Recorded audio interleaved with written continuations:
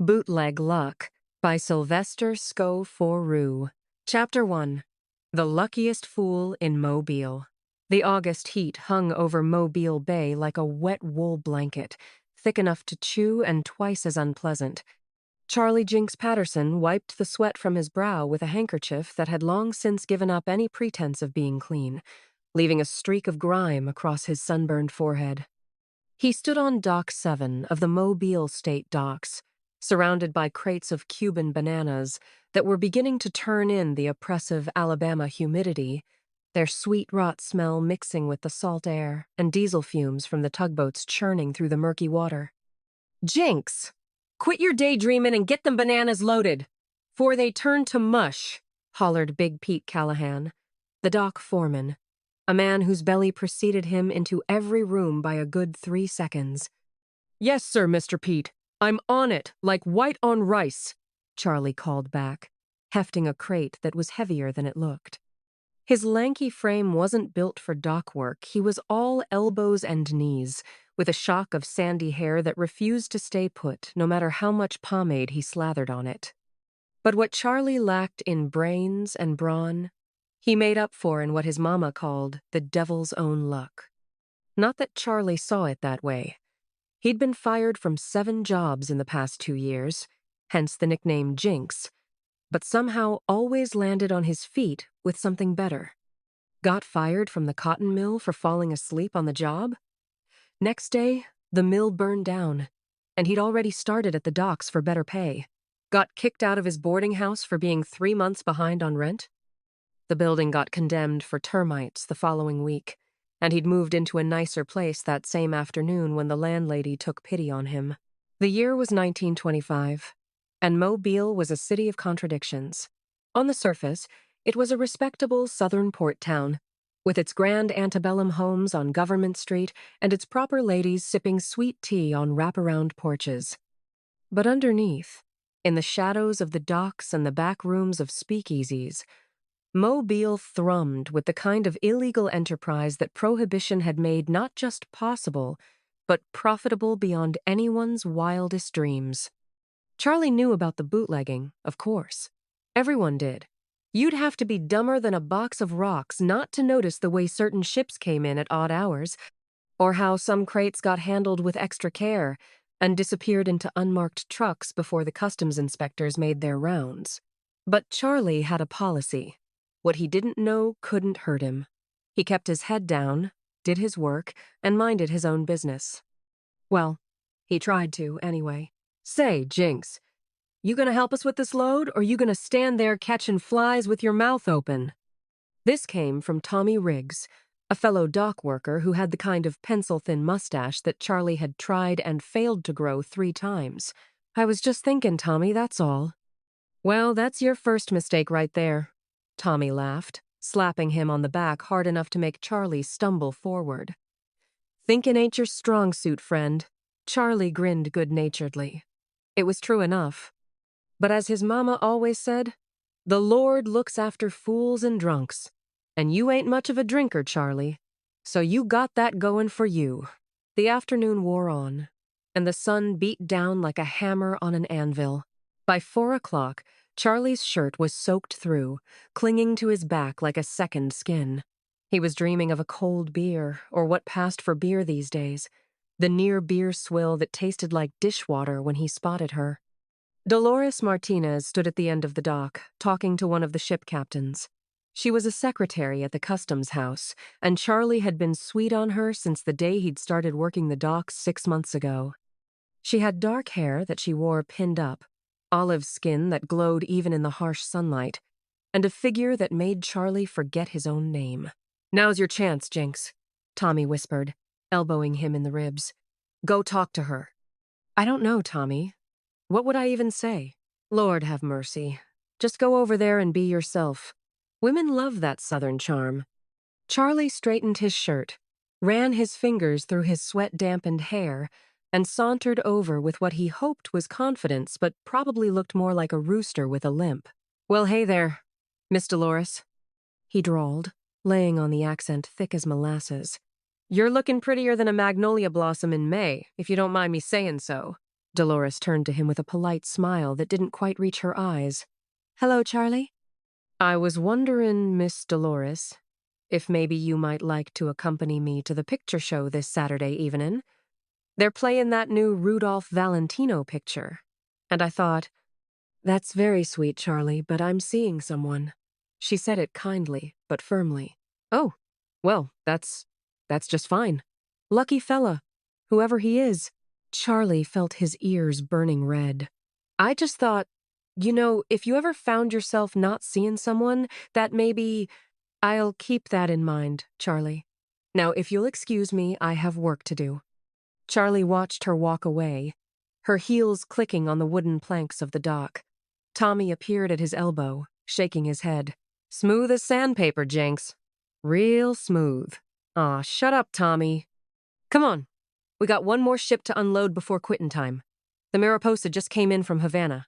Charlie followed Tommy to Dock 3, where a mid-sized cargo ship was being secured to the moorings. The Mariposa was a regular visitor to Mobile, bringing in sugar, tobacco, and rum, though officially, of course, there was no rum. Just like there was no whiskey in the warehouses, no gin in the speakeasies, and no illegal activity whatsoever in this fine, upstanding southern city. "Big Pete says we're to unload the cargo marked with red X's and get it into the warehouse quick-like," Tommy said. "No dawdling, no questions." Charlie nodded. He'd done this before. The red X crates always moved fast, always went to the back warehouse, and the men who came to collect them always wore nice suits and drove fancy cars. Charlie wasn't stupid, well, not that stupid, he knew what was in those crates. But a job was a job, and he needed the money. They worked quickly as the sun began its descent toward the horizon, painting the sky in shades of orange and pink. Charlie was carrying a crate marked with a red X when the bottom gave way, and bottles crashed to the dock in an explosion of glass and amber liquid. "Aw, hell!" Charlie yelped, jumping back as the unmistakable smell of good whiskey, real whiskey, not the rot gut they sold in the Blind Tigers, filled the air. "Jesus, Mary, and Joseph, Jinks!" Tommy hissed, looking around frantically. "Clean that up, quick!" But it was too late. Big Pete came thundering over, his face purple with rage.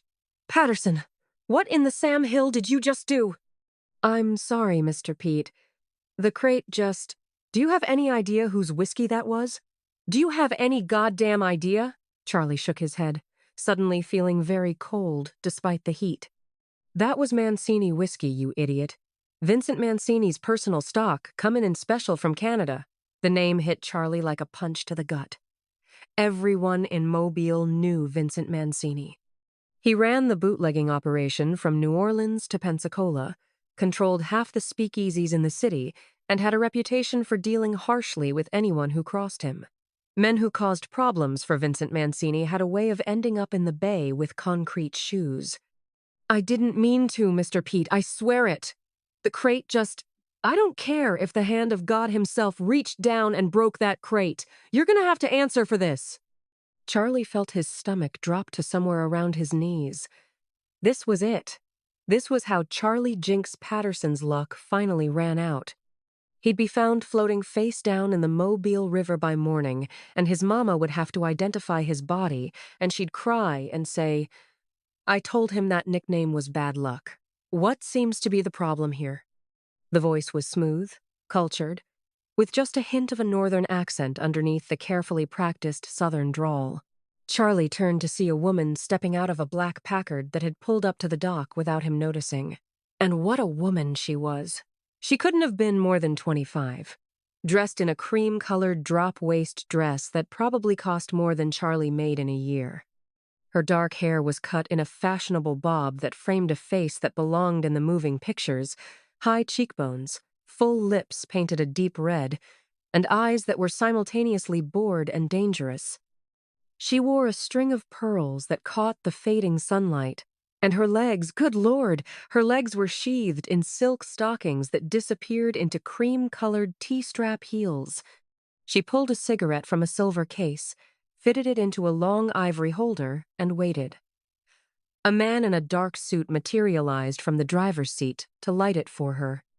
She took a long drag and exhaled smoke through her nose, regarding the scene before her with the mild interest of someone watching ants at a picnic. "Miss Mancini," Big Pete stammered, suddenly looking like he wanted to be anywhere else in the world. "There's been a little accident with one of your father's shipments. Miss Mancini. Vincent Mancini's daughter." Charlie had heard of her, everyone had. Vivian Mancini, the crime boss's only child, educated at some fancy school up north, beautiful as sin and twice as dangerous. They said she was her father's right hand, that she had a head for business and a heart of ice. She walked over to the broken crate, her heels clicking on the dock, and looked down at the spreading puddle of whiskey and broken glass. Then she looked at Charlie. "You did this?" Charlie's mouth had gone dry. Up close, she was even more stunning, and more terrifying. Her eyes were a peculiar shade of green, like sea glass, and they looked right through him. "Yes, ma'am, I did. But I didn't mean to. The crate just— What's your name?" "Charlie Patterson, ma'am. They call me Jinks." One perfectly sculpted eyebrow arched. "Jinks? How appropriate." She took another drag of her cigarette, studying him like he was a bug under glass. "You know what that whiskey was worth, Jinks?" "No, ma'am." "More than you'll make in 5 years working this dock?" She let that sink in for a moment. "My father doesn't take kindly to people who cost him money." Charlie felt sweat that had nothing to do with the heat trickling down his back. "I understand, ma'am. I'll pay it back every cent. I'll work extra shifts. I'll—" "Don't be ridiculous. You couldn't pay it back if you lived to be 100. She flicked ash from her cigarette, and Charlie watched it fall like snow onto the dock. "But I'll tell you what. You're going to do something for me, and we'll call it even." "Anything, ma'am. Anything at all." A smile played at the corners of her red lips. But it wasn't a comforting smile. It was the smile of a cat that had just cornered a mouse. "I'll be in touch, Jinx. Don't leave town." She turned and walked back to her car, and Charlie couldn't help but watch her go. The way her dress swayed, the way she moved with absolute confidence, like she owned not just the dock but the whole damn city. The Packard pulled away, leaving Charlie standing in a puddle of expensive whiskey, his heart hammering in his chest, wondering what in the hell he'd just gotten himself into. Tommy appeared at his elbow, letting out a low whistle. "Well, Jinx, I'll say this for you when you step in it. You step in it deep." Charlie nodded, unable to speak. He had a feeling his luck was about to be tested like never before. And somewhere in the back of his mind, a small voice whispered that maybe, just maybe, this was the beginning of something that would either make him or break him. Probably break him. But then again, he was Jinks Patterson, the luckiest fool in Mobile. He just hoped that luck held out a little while longer. Chapter 2. The Cotton Club Proposition. The note arrived 3 days later, slipped under Charlie's boarding house door like a snake sliding through tall grass. He'd spent those 3 days jumping at every shadow, expecting either the police or one of Big Pete Mancini's goons to come calling. Instead, he got a cream-colored envelope with his name written in elegant script that smelled faintly of perfume. Inside, in the same flowing handwriting, "The Cotton Club. Tonight, 10 o'clock. Ask for the Magnolia Room. Password, Mockingbird. Don't be late. Vas it M." Charlie's hands trembled as he read it. The Cotton Club was the worst-kept secret in Mobile. Everybody knew it was there, tucked away on Francis Street, in a building that used to be a cotton warehouse, but nobody talked about it, not if they wanted to stay healthy. He spent the better part of the evening trying to make himself presentable, slicking his sandy hair back with pomade he'd borrowed from another boarder, putting on his only decent suit, a brown number that had seen better days but was at least clean. He practiced his most charming smile in the cracked mirror above his wash basin. "Well now, Miss Vivian, don't you look prettier than a magnolia blossom in May?" he said to his reflection, then winced. "Too much. Miss Vivian, you are surely the finest sight these old eyes have ever known." That was worse. By the time he left his room, he'd settled on just trying not to say anything stupid, which, given his track record, was probably asking too much. The Cotton Club didn't look like much from the outside, just another weathered brick building with boarded-up windows and a faded sign that read, Gulf Coast Cotton Storage. But Charlie knew better. He'd heard the stories, whispered in the docks and the diners, about the music that played until dawn, the liquor that flowed like water, and the girls who danced in ways that would make a preacher faint. He approached the heavy wooden door, his heart doing a tap dance against his ribs. There was no handle, just a small sliding panel at eye level. Charlie knocked, trying to make it sound confident. The panel slid open, revealing a pair of dark eyes that looked him over with all the warmth of a January morning. Yeah? Charlie's voice cracked. He cleared his throat. Mockingbird. The eyes studied him for another long moment. Then the panel slid shut. Charlie heard the sound of multiple locks being thrown. And then the door swung open just wide enough for him to slip through. Inside was a narrow hallway, lit by a single bare bulb. The man who'd opened the door was built like a brick shithouse, with a nose that had been broken more times than Charlie could count and a bulge under his jacket that could only be a gun. Straight back. Up the stairs. Second door on the left. The man grunted. Charlie nodded and made his way down the hall, his shoes echoing on the wooden floor. As he climbed the stairs, he could hear it, the low thump of jazz music, the sound of laughter and clinking glasses, the murmur of voices. The air grew thick with cigarette smoke and perfume. At the top of the stairs, the hallway opened into a wider space, and Charlie caught his first real glimpse of the Cotton Club. Through an open doorway to his right, he could see the main room, a converted warehouse space with a long mahogany bar, round tables covered in white cloths, and a small stage where a Negro jazz band was playing something hot and fast. The place was packed with people in evening wear, men in tuxedos, and women in beaded dresses that sparkled in the low light. But what really caught his eye were the dancers. 3 girls in feathered costumes and not much else were doing a can-can routine on the stage, their legs kicking high, their smiles bright and practiced. The crowd was eating it up, whistling and clapping along with the music. You lost, pal? Charlie turned to find another thick-necked man watching him with suspicious eyes. No, sir. I'm looking for the Magnolia Room. I got an appointment. The man's expression didn't change, but he jerked his head toward the second door. In there. And watch your manners. Charlie nodded and approached the door. He could hear his pulse in his ears as he knocked. Come in, Vivian's voice, cool and controlled. Charlie opened the door and stepped into a private room that was a world away from the raucous main floor. This was all dark wood paneling and plush furniture, with oil paintings of southern plantations on the walls and a thick Persian rug on the floor. A small bar stood in one corner, bottles of expensive liquor gleaming in the lamplight. Vivian sat in a leather chair near the window, one leg crossed over the other, a cigarette in her long ivory holder. She was wearing a dress the color of midnight, all silk and beading, with a neckline that plunged just enough to make a man forget his own name. Her dark hair was styled in perfect finger waves, and her lips were painted the color of fresh blood. She looked like sin and money and danger all rolled into one package. You're late, she said, not looking at him. Charlie glanced at his watch. It's 2 minutes past 10, ma'am. I had to... Late is late, Jinks. Now she did look at him, those dark eyes traveling over him with an expression that suggested she wasn't impressed by what she saw. Close the door. He did, his hands suddenly sweaty. Sit. He sat in the chair across from her, trying to look relaxed and probably failing miserably. Vivian took a long drag from her cigarette, the smoke curling up toward the ceiling. Do you know why you're here? Well, I reckon it has something to do with that little accident down at the docks, Charlie said, trying to inject some of his southern charm into his voice. And might I say, Miss Vivian, you are looking more radiant than a summer sunrise over Mobile Bay. Stop. She held up one perfectly manicured hand. Just stop.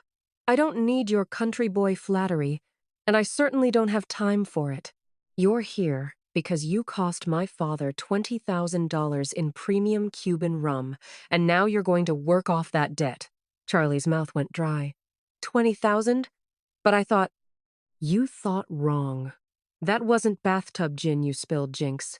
That was aged Bacardi, smuggled all the way from Havana. Do you have any idea what that's worth? He didn't, but he was getting a sinking feeling in his stomach. Vivian uncrossed her legs and leaned forward, her elbows on her knees. The movement gave Charlie a view down her dress that made his collar feel tight, but her expression was all business. Here's how this works. My father runs the most successful operation in the Gulf Coast. We bring in the real stuff, Cuban rum, Canadian whiskey, French champagne, not the rot-gut poison that most of these amateurs are peddling. We have a yacht, the Bella Vita, docked at the river yacht basin on Dog River. Beautiful boat, 40-footer. Looks like any other rich man's toy. She paused to tap ash into a crystal tray. Every 2 weeks, the Bella Vita takes a little pleasure cruise out into the Gulf. Officially, my father and his associates are fishing. Unofficially, they're meeting up with a freighter out of Havana about 20 miles offshore, past the territorial limit where the Coast Guard can't touch them. They load up cases and cases of the good stuff, and then they cruise back into Mobile Bay like they've just been out catching red snapper.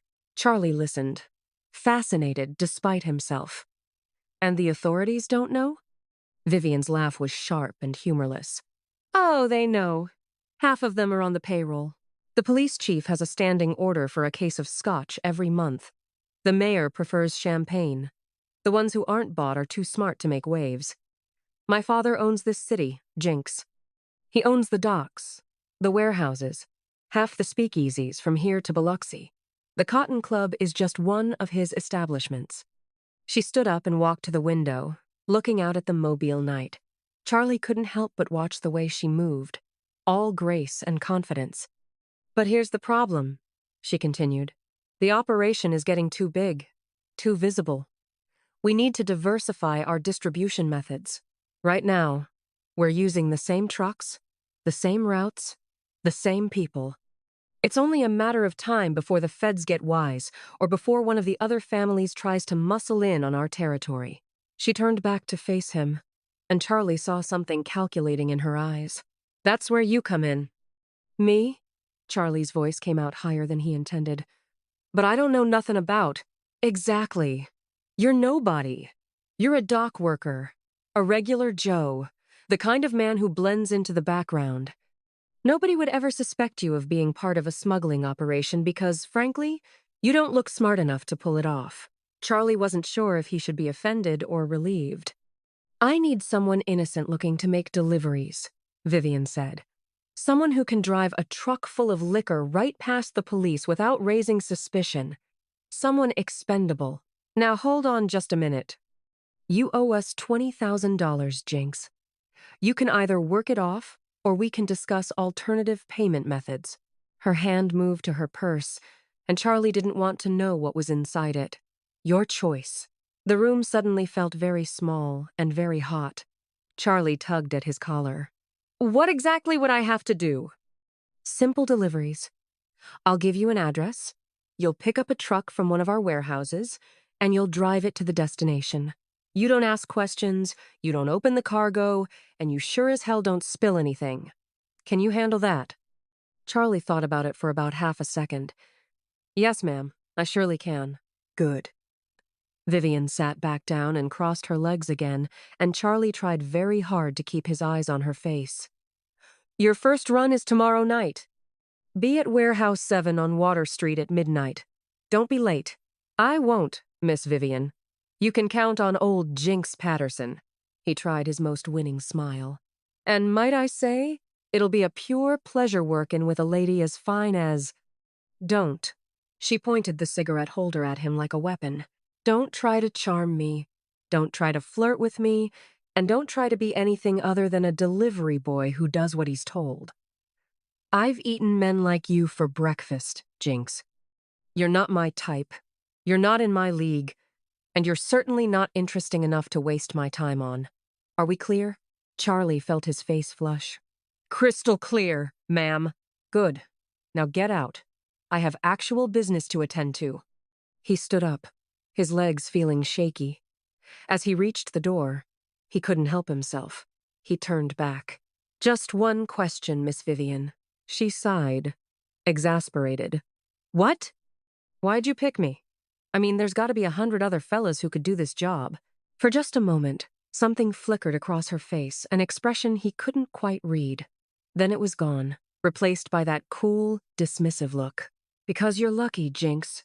Everyone says so. And in this business, I'll take luck over brains any day of the week." She turned away, effectively dismissing him. Charlie left the Magnolia Room and made his way back through the Cotton Club, past the can-can dancers and the jazz band and the well-dressed crowd drinking illegal liquor like it was going out of style. In a back corner, he caught a glimpse of another locked door with a small window, and through it he could see the flash of slot machines and men hunched over card tables. Chapter 3. The Midnight Run. The warehouse on Water Street sat dark and silent at 11:30. Nothing but shadows and the smell of the bay drifting in on the night breeze. Charlie stood across the street, wiping his sweaty palms on his trousers for the third time in as many minutes. "You can do this," he whispered to himself. "It's just driving a truck. You've driven trucks before." Of course. Those trucks hadn't been loaded with illegal Canadian whiskey worth more than he'd make in 5 years of honest work. And if he got caught, those trucks wouldn't have landed him in federal prison or, worse, at the bottom of Mobile Bay wearing concrete shoes. He checked his pocket watch, a gift from his father before the old man died, one of the few things Charlie owned worth a damn. 11:45. Time to go. The side door opened when he knocked, and a mountain of a man with a face like a clenched fist looked him up and down. "You the new guy? Jinks?" "Yes, sir. Charlie Patterson, but folks call me—" "I don't care what folks call you. Get in here." The warehouse interior was dimly lit by a few hanging bulbs. 3 men were loading wooden crates onto a flatbed truck, working with the efficient silence of people who'd done this 100 times before. The crates were stenciled with mobilefurniture.co, dining chairs. A shorter man with slicked-back hair and a scar running from his ear to his chin approached Charlie. He was chewing on a toothpick, and his eyes were the coldest thing Charlie had ever seen. "I'm Sal," the man said. "You're driving to the Riverside Inn on Government Street. You know it?" "Yes, sir." "Out past—" "I know where it is. I'm telling you where it is. You pull around back, knock 3 times, wait, then knock twice more. Fella named Dutch will meet you. You help him unload, you get back in the truck, and you drive it back here. You don't stop for nothing, you don't talk to nobody, you see a cop, you keep driving normal and polite. You understand?" Charlie nodded, his mouth suddenly dry. "Good." Sal pulled an envelope from his jacket. "Your payment's in here. Half now, half when you get back. Don't open it till you're done." The envelope felt thick in Charlie's hand. More money than he'd seen in months, probably. "One more thing," Sal said, stepping closer. He smelled like hair tonic and cigarettes. "Miss Vivian says you're lucky. I don't believe in luck. I believe in competence. You screw this up, luck ain't gonna help you. Capish?" "Yes, sir. I mean, capish. I understand." Sal stared at him for a long moment, then shook his head. "Jesus! Get in the truck." The truck was a 1923 Ford Model TT, and it drove like a pregnant cow. Charlie ground the gears twice, pulling out of the warehouse, earning disgusted looks from Sal and his crew. But once he got it moving, it wasn't so bad. The streets of Mobile were quiet this time of night, just a few cars here and there, some late-night revelers stumbling out of the speakeasies that everyone knew about but nobody officially acknowledged. Charlie kept his speed steady, his hands gripping the wheel tight enough to make his knuckles white. Government Street stretched out before him, lined with live oaks dripping Spanish moss that looked like ghosts in the moonlight. "Just a simple delivery," he muttered. "Nothing to it. Just furniture. Just innocent dining chairs that happened to be filled with—" Red lights flashed in his mirror. Oh, hell. Oh, hell no. A police car was pulling up behind him, its bell clanging. Charlie's heart tried to climb out through his throat. His first instinct was to floor it, but Sal's words echoed in his head. You see a cop? You keep driving normal and polite. He pulled over to the side of the road, his hands shaking so bad he could barely work the brake. The cop who approached his window was young, maybe 30, with a neat mustache and eyes that looked tired. His hand rested on his service revolver. "Evenin', officer," Charlie said, trying to sound casual and probably sounding like a man about to vomit. "Something wrong?" "License and registration," the cop said. Charlie fumbled in his pocket, dropped his wallet, picked it up, and finally managed to hand over his license. The registration was in the glove box, and his hands shook so badly getting it that he knocked a flask onto the floor. It clattered loudly in the quiet night. The cop's eyes narrowed. "What was that?" "Nothing, sir. Just some tools rattling around." "Step out of the vehicle." "Officer, I'm just delivering some furniture for—" "Step out of the vehicle. Now." Charlie climbed down, his legs feeling like jelly. This was it. He was going to prison. Or worse, Mancini would think he'd ratted, and he'd end up feeding the fish in Mobile Bay. The cop walked around the truck, shining his flashlight on the crates. "Furniture, huh?" "Yes, sir." "Dining chairs for the Riverside Inn. They're expecting them first thing in the morning, so I'm getting an early start, you see, because—" "Open one." Charlie's mouth went dry. "Sir, open one of the crates. Let's see these chairs." "I don't have a crowbar, sir. They're nailed shut real good, and—" The cop pulled out his billy club. "This'll work." Charlie watched in horror as the cop approached the nearest crate. This was it. Game over. He'd be in handcuffs in about 30 seconds, and Vivian Mancini would probably spit on his grave. The cop raised his billy club. And then another voice called out from the police car. "Hey, Frank, we got a call. Disturbance at the Battle House Hotel. Some drunk Yankees causing trouble." The cop, Frank, paused, his club in midair. He looked at Charlie, then at the crates, then back at Charlie. "You're deliverin' to the Riverside Inn?" "Yes, sir. I swear it." Frank stared at him for a long moment. Then, slowly, he lowered his club. He leaned in close, and Charlie could smell coffee on his breath. "Tell Dutch that Frank says hello," he whispered, "and tell him he still owes me from last week's poker game." Then, louder. "All right, you're free to go, but get that taillight fixed. It's been flickerin'." "Yes, sir. Thank you, sir. I'll get right on that." Frank walked back to his patrol car, and Charlie stood there, stunned, as the police car pulled away and disappeared down Government Street. It took him a full minute to start breathing normally again. "Holy hell," he whispered. "Holy hell." The cop was on Mancini's payroll. Had to be. And Charlie had been so scared he'd nearly given himself away for nothing. He climbed back into the truck, his hands still shaking, and continued toward the Riverside Inn. The rest of the drive was uneventful, though Charlie jumped at every shadow and nearly drove into a ditch when a cat ran across the road. The Riverside Inn was a sprawling building that had seen better days, with a wide porch and windows dark except for a single light in the back. Charlie pulled around to the rear as instructed. He knocked 3 times on the back door, waited, then knocked twice more.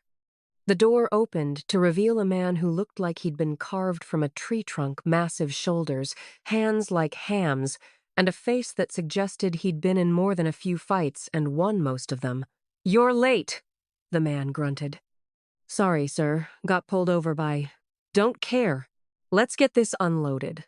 Dutch, because this had to be Dutch, moved with surprising speed for a man his size. He and Charlie worked in silence, carrying the crates inside to what looked like a storage room. When they were done, Dutch handed Charlie a glass of water. "You look like you're about to pass out." "It's been a long night," Charlie admitted. Dutch studied him with eyes that were surprisingly intelligent. "You're the new guy. Jinks, right?" "Yes, sir." "Heard about you. Heard you're lucky. So people keep telling me." Dutch smiled, and it transformed his brutal face into something almost friendly. "Well, You got past Frank without pissing yourself, so maybe there's something to it. He's a good cop to have on the payroll, but he likes to scare the new guys. He succeeded, Charlie said. Dutch laughed, a deep rumbling sound. You did good, kid. Tell Sal the delivery was clean. And tell him Dutch says the quality better be as good as last time, or we're gonna have words. Yes, sir. I'll tell him. As Charlie climbed back into the truck, Dutch called out, Hey, Jinks. Yeah? Frank really does owe me from poker. You tell him I said so. Charlie drove back to the warehouse feeling like he'd aged 10 years in the past 2 hours. But he'd done it. He'd actually done it. His first run, and he'd pulled it off. The warehouse crew was waiting when he arrived. Sal looked him up and down, his expression unreadable. Any problems? Got pulled over by a cop named Frank. He let me go.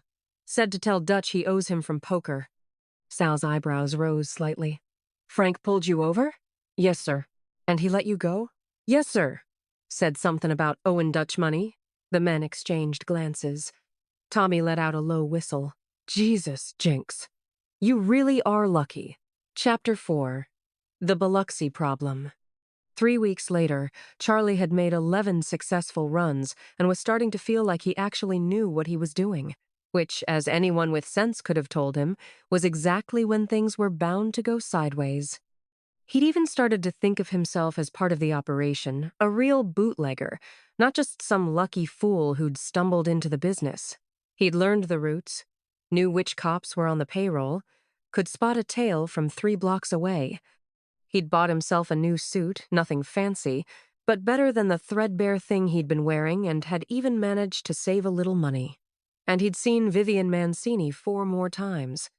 Each encounter had been brief, professional, and had left him thinking about her for days afterward. The way she moved, the way she looked at him like he was something she'd scraped off her shoe, the way smoke curled from her lips when she exhaled, it all drove him half crazy. Tonight, he was making a delivery to the Magnolia Room, one of the nicer speakeasies in town. It was housed in the basement of what used to be a hotel, with velvet curtains, a proper stage for the dancers, and enough slot machines to keep the money flowing even when the booze ran dry. Charlie had been there twice before, and both times he'd been in and out in 15 minutes. Easy money. He pulled up to the back entrance just after midnight, knocked the pattern 4 quick, 1 slow, and waited. The door opened, but instead of Mickey, the usual doorman, a stranger stood there. He was tall and thin, with a face like a weasel and eyes that darted around nervously. You got the delivery? The man asked. Something felt wrong, but Charlie couldn't put his finger on what. Yeah. Where's Mickey? Mickey's busy. I'm handling it tonight. Charlie hesitated. I usually deal with Mickey.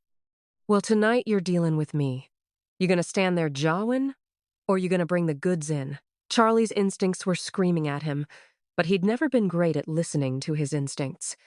He grabbed the first crate and followed the man inside. The hallway was darker than usual, and quieter. The Magnolia Room was always buzzing with music and laughter, but tonight Charlie couldn't hear anything. Where is everybody? He asked. Slow night, the man said, but his voice was tight. They reached the main room, and Charlie stopped dead. The Magnolia Room had been torn apart. Tables were overturned, chairs smashed, and the mirror behind the bar was shattered. 3 men Charlie didn't recognize stood around the room, and every one of them was holding a gun. And tied to chairs in the center of the room were Mickey and 2 of the Magnolia's regular bartenders. Well, said a voice from the shadows. Mancini's delivery boy. A man stepped into the light, and Charlie's blood went cold. He was short and stocky, with slicked-back hair and a smile that didn't reach his eyes.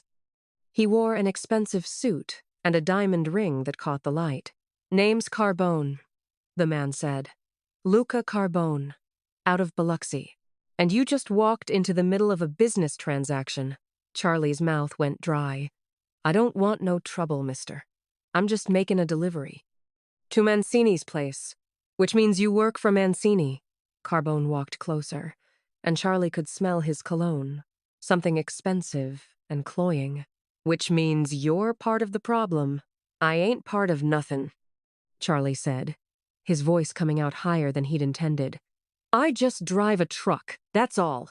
I don't know nothin' about no business transactions or territory or— Shut up, Carbone said pleasantly. You're making my head hurt.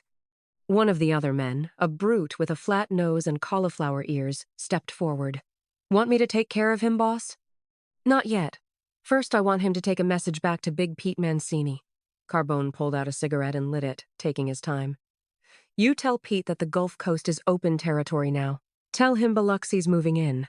And if he's got a problem with that, he can take it up with me personally.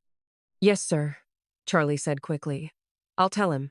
I'll tell him right now, in fact. I'll just head on out.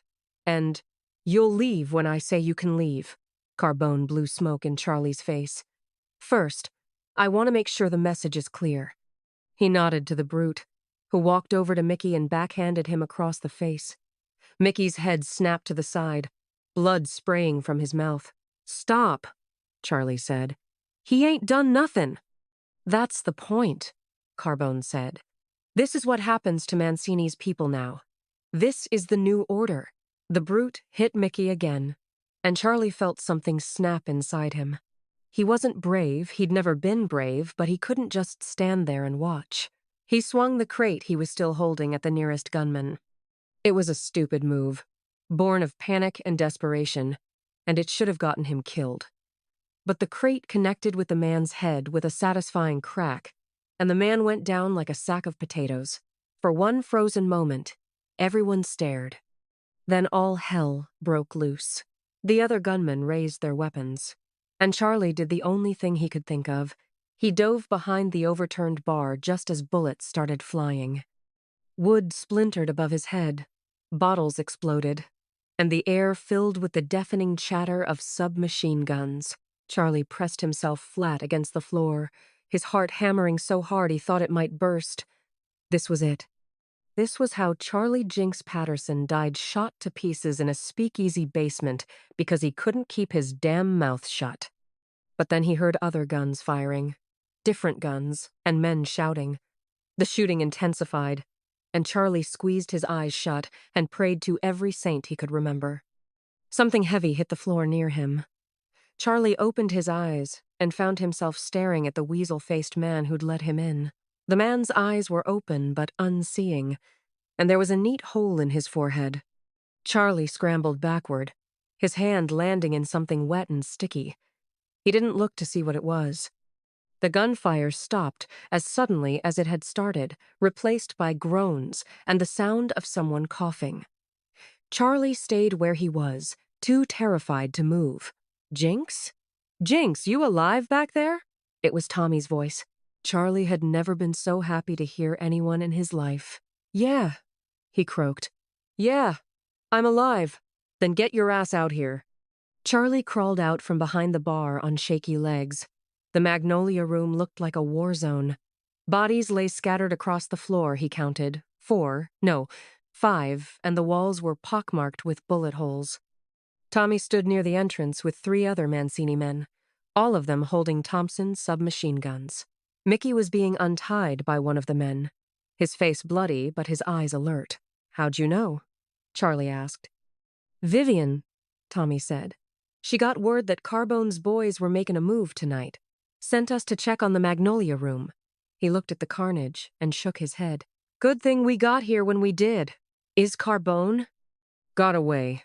Him and 2 of his boys went out the side door when we came in. Tommy clapped Charlie on the shoulder. But you did good, kid. Real good. Heard you clocked one of them with a crate. I didn't think, Charlie said. That's when you do your best work, Tommy said with a grin. Come on. We gotta get out of here before the cops show up. The ones who ain't on the payroll, anyway. They were loading into the cars when another vehicle pulled up, a sleek black Cadillac that Charlie recognized immediately. His stomach did a flip. Vivian Mancini stepped out, and even in the dim light of the alley, she looked like something from a movie. She wore a dark green dress that hugged her curves, and her hair was perfectly waved despite the late hour. But her face was tight with anger. What the hell happened? She demanded. Tommy filled her in, while Charlie tried to make himself invisible. It didn't work. Vivian's eyes found him, and she stalked over, her heels clicking on the pavement. You were supposed to make a simple delivery. Yes, ma'am. I tried, but you walked right into an ambush. I didn't know it was an ambush. The guy at the door, he said, and you just believed him? Her eyes flashed. You didn't think it was strange that Mickey wasn't there? You didn't notice anything wrong? I did notice, Charlie protested. I thought maybe you thought. She stepped closer, and Charlie could smell her perfume, something floral and expensive. That's your problem, Jinx. You think too much, and not enough at the same time. I'm sorry, Miss Mancini. I really am. She stared at him for a long moment, and Charlie couldn't read her expression. Then, unexpectedly, her face softened just a fraction. Tommy says you hit one of them with a crate. Yes, ma'am. I know it was stupid, but they were hurtin' Mickey, and It was stupid, she agreed. Incredibly stupid. You could have been killed. I know. But it was also, she paused, seeming to search for the word, brave, in a idiotic, reckless sort of way. Charlie blinked. Was that a compliment? From Vivian Mancini? Thank you? He said uncertainly. She pulled out her cigarette case and lit one, the flame from her lighter illuminating her face. Carbone's going to be a problem. This was just the opening move. What do we do? We? She raised an eyebrow. Since when is there a we, Jinx? I just meant, I know what you meant. She took a drag and blew smoke to the side, not in his face this time. You're in it now, whether you like it or not. Carbone's boys saw you. They know you work for us. Chapter 5. The Bella Vita. Charlie spent the next 4 days holed up in his boarding house room, jumping at every sound in the hallway. Tommy had told him to lay low, that Carbone's boys might be looking for him. So Charlie stayed put, reading the same newspaper over and over, eating sandwiches that Mrs. Henderson brought up, and trying not to think about how his life had gone from boring to dangerous in the span of a few weeks. On the 5th day, Tommy showed up at his door looking unusually serious. Get cleaned up, Jinx. Mr. Mancini wants to see you. Charlie's stomach dropped. Vincent Mancini? The big boss himself? You know another Mr. Mancini? Tommy leaned against the doorframe. He's at the yacht. Wants to talk about what happened with Carbone's boys. Is that good or bad? Tommy shrugged. Could go either way.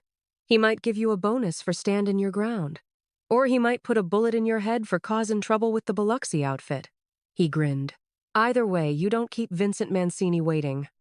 An hour later, Charlie found himself in the passenger seat of Tommy's Packard, heading south toward Dog River. His hands were sweating, and he kept wiping them on his trousers. He'd put on his best shirt, which wasn't saying much, and slicked his hair back with pomade he'd borrowed from another boarder. Try not to look so scared, Tommy said, as they crossed the causeway. Mr. Mancini can smell fear like a shark smells blood. That's real comfortin', Tommy. Thank you. Just be honest with him. He hates liars more than anything. Tommy glanced over. And for God's sake, don't try any of that smooth-talkin' nonsense you do with the ladies. He'll see right through it. They turned onto a tree-lined road that ran along Dog River. The afternoon sun filtered through the live oaks, their branches heavy with Spanish moss that swayed in the breeze off the water. It was beautiful country, peaceful and green, with grand houses set back from the road and private docks stretching into the river. The river yacht basin came into view, a collection of docks and moorings where Mobile's wealthy kept their pleasure boats. Tommy pulled into a gravel lot and killed the engine. That's her, he said, pointing. The Bella Vita. Charlie had never seen anything like it. The yacht was a gleaming white 40-footer, all polished wood and brass fittings that caught the sunlight. She sat low and sleek in the water, with a flying bridge up top and a spacious deck. The name Bella Vita was painted in elegant script on the stern. 2 men in suits stood on the dock nearby, clearly guards. Beautiful life, Charlie murmured, translating the Italian. That's right. And Mr. Mancini's lived one, mostly. Tommy got out of the car. Come on. Don't keep him waiting. They walked down the dock, their footsteps hollow on the wooden planks. The guards nodded to Tommy but gave Charlie a hard look. One of them patted him down for weapons before jerking his head toward the yacht. He's on the aft deck. Charlie's legs felt like rubber as he stepped aboard. The yacht rocked gently beneath his feet, and he had to grab a rail to steady himself. Tommy led him around to the back of the boat, where a canvas awning provided shade over a seating area with cushioned benches and a small table. Vincent Mancini sat in a wicker chair, a glass of something amber in his hand. He was a big man in his 50s, with iron-gray hair slicked back from a broad forehead. His face was deeply tanned and lined, but his dark eyes were sharp and alert. He wore white linen trousers and a blue shirt open at the collar, looking every bit the successful businessman enjoying his yacht on a summer afternoon. Except Charlie knew exactly what kind of business he was in. "Mr. Mancini," Tommy said. "This is Charlie Patterson. Jinks." Mancini studied Charlie for a long moment, taking a sip of his drink. "Jinks. They tell me you're lucky." "Yes, sir. I mean, that's what folks say." Charlie's voice came out higher than he intended. "Sit down. You want a drink?" "No, sir. Thank you, sir." "Sit," Mancini repeated, and it wasn't a request. Charlie sat on one of the benches, perching on the edge like he might need to run at any moment. Tommy remained standing, leaning against the rail. Mancini lit a cigar, taking his time with it. The smoke drifted lazily in the river breeze. Somewhere nearby, a fish jumped, breaking the surface with a splash. "Tell me what happened in Biloxi," Mancini said finally. Charlie swallowed hard and told the story how they'd gone to make the delivery, how Carbone's boys had been waiting, how Mickey got hurt and Charlie had panicked and thrown the crate. He didn't try to make himself sound brave or smart. He just told it like it happened, including the part where he'd nearly pissed himself. When he finished, Mancini was quiet for a moment. Then, unexpectedly, he laughed, a deep, genuine laugh that made his whole body shake. "You hit him with a crate of whiskey. A whole goddamn crate." He shook his head, still chuckling. "And then you ran like hell." "Yes, sir. I ain't much of a fighter." "No, I don't imagine you are." Mancini took another puff of his cigar. "But you didn't leave your partner. Mickey says you could have run when the shooting started, but you stayed." "Didn't seem right to leave him, sir." "Didn't seem right," Mancini repeated, as if testing the words. He looked at Tommy. "You hear that? It didn't seem right." "I heard, boss." Mancini turned back to Charlie. "You know what most people do when bullets start flying? They think about themselves. Survival. But you're either very brave or very stupid." "Probably stupid, sir." That got another laugh. "Probably. But I like honest men, Charlie. And I like men who stand by their partners." He leaned forward. "Carbone's going to be a problem. This thing with his boys, it's going to escalate. You understand that?" "Yes, sir." "You could walk away. I'd give you some money, help you get set up somewhere else. New Orleans, maybe. Or Atlanta." Charlie thought about it, really thought about it. He could leave Mobile, start over somewhere safe. No more smuggling, no more shootouts, no more looking over his shoulder, no more Vivian. "I'd like to stay, sir, if that's all right." Mancini studied him with those sharp eyes. "My daughter says you're an idiot." Charlie felt his face flush. "She's probably right about that too, sir. She also says you're loyal. And lucky." He smiled slightly. "And she doesn't say that about many people."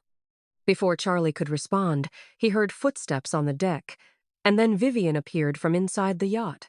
She wore a navy blue dress with white piping, cut fashionably short to show her legs, and a white cloche hat. She looked like she'd stepped out of a magazine. "Daddy, She stopped when she saw Charlie. "Oh, you're here, Miss Mancini," Charlie said, starting to stand. "Sit down, Jinks," Mancini said. "Vivian, come join us. We're just getting to know Mr. Patterson here." She hesitated, then sat on the bench across from Charlie, crossing her legs and pulling out her cigarette case. Charlie tried not to stare at her ankles, at the way her stockings caught the light. "Tommy says the Magnolia Club is ready for the weekend," she said to her father, not looking at Charlie. "And we got word that the shipment from Havana is on schedule." "Good, good," Mancini gestured with his cigar. "Charlie, you want to know how this operation really works?" "Sir? Come on. I'll show you." Mancini stood and led them to the front of the yacht, where the view opened up to show Dog River stretching south toward the bay. The water was a murky green-brown, lined with marsh grass and dotted with other boats. A great blue heron stood in the shallows, watching for fish. "Beautiful, isn't it?" Mancini said. "I grew up on this river. Used to fish right here with my father." He pointed south. "You go down there about 10 miles, you hit Mobile Bay, and past that, the Gulf of Mexico." "Yes, sir." "That's where our product comes from. Cuba, mostly. Sometimes the Bahamas. We got boats, fast boats, cigarette boats that make the run from Havana to a spot about 20 miles offshore. Middle of the night, no lights. Quiet as ghosts." Charlie listened, fascinated despite his nervousness. "Then we got fishing boats, legitimate fishing boats with legitimate licenses that go out to meet them. They transfer the cargo, and the fishing boats come back into Mobile Bay like they've been out catching red snapper all night." Mancini smiled. "Coast Guard never looks twice at a fishing boat coming home with a good catch." "And the yacht?" Charlie asked. "The Bella Vita? She's my coordination point. When there's a shipment coming in, I'm out here, making sure everything goes smooth. Got a radio below deck. Keep in touch with the boats."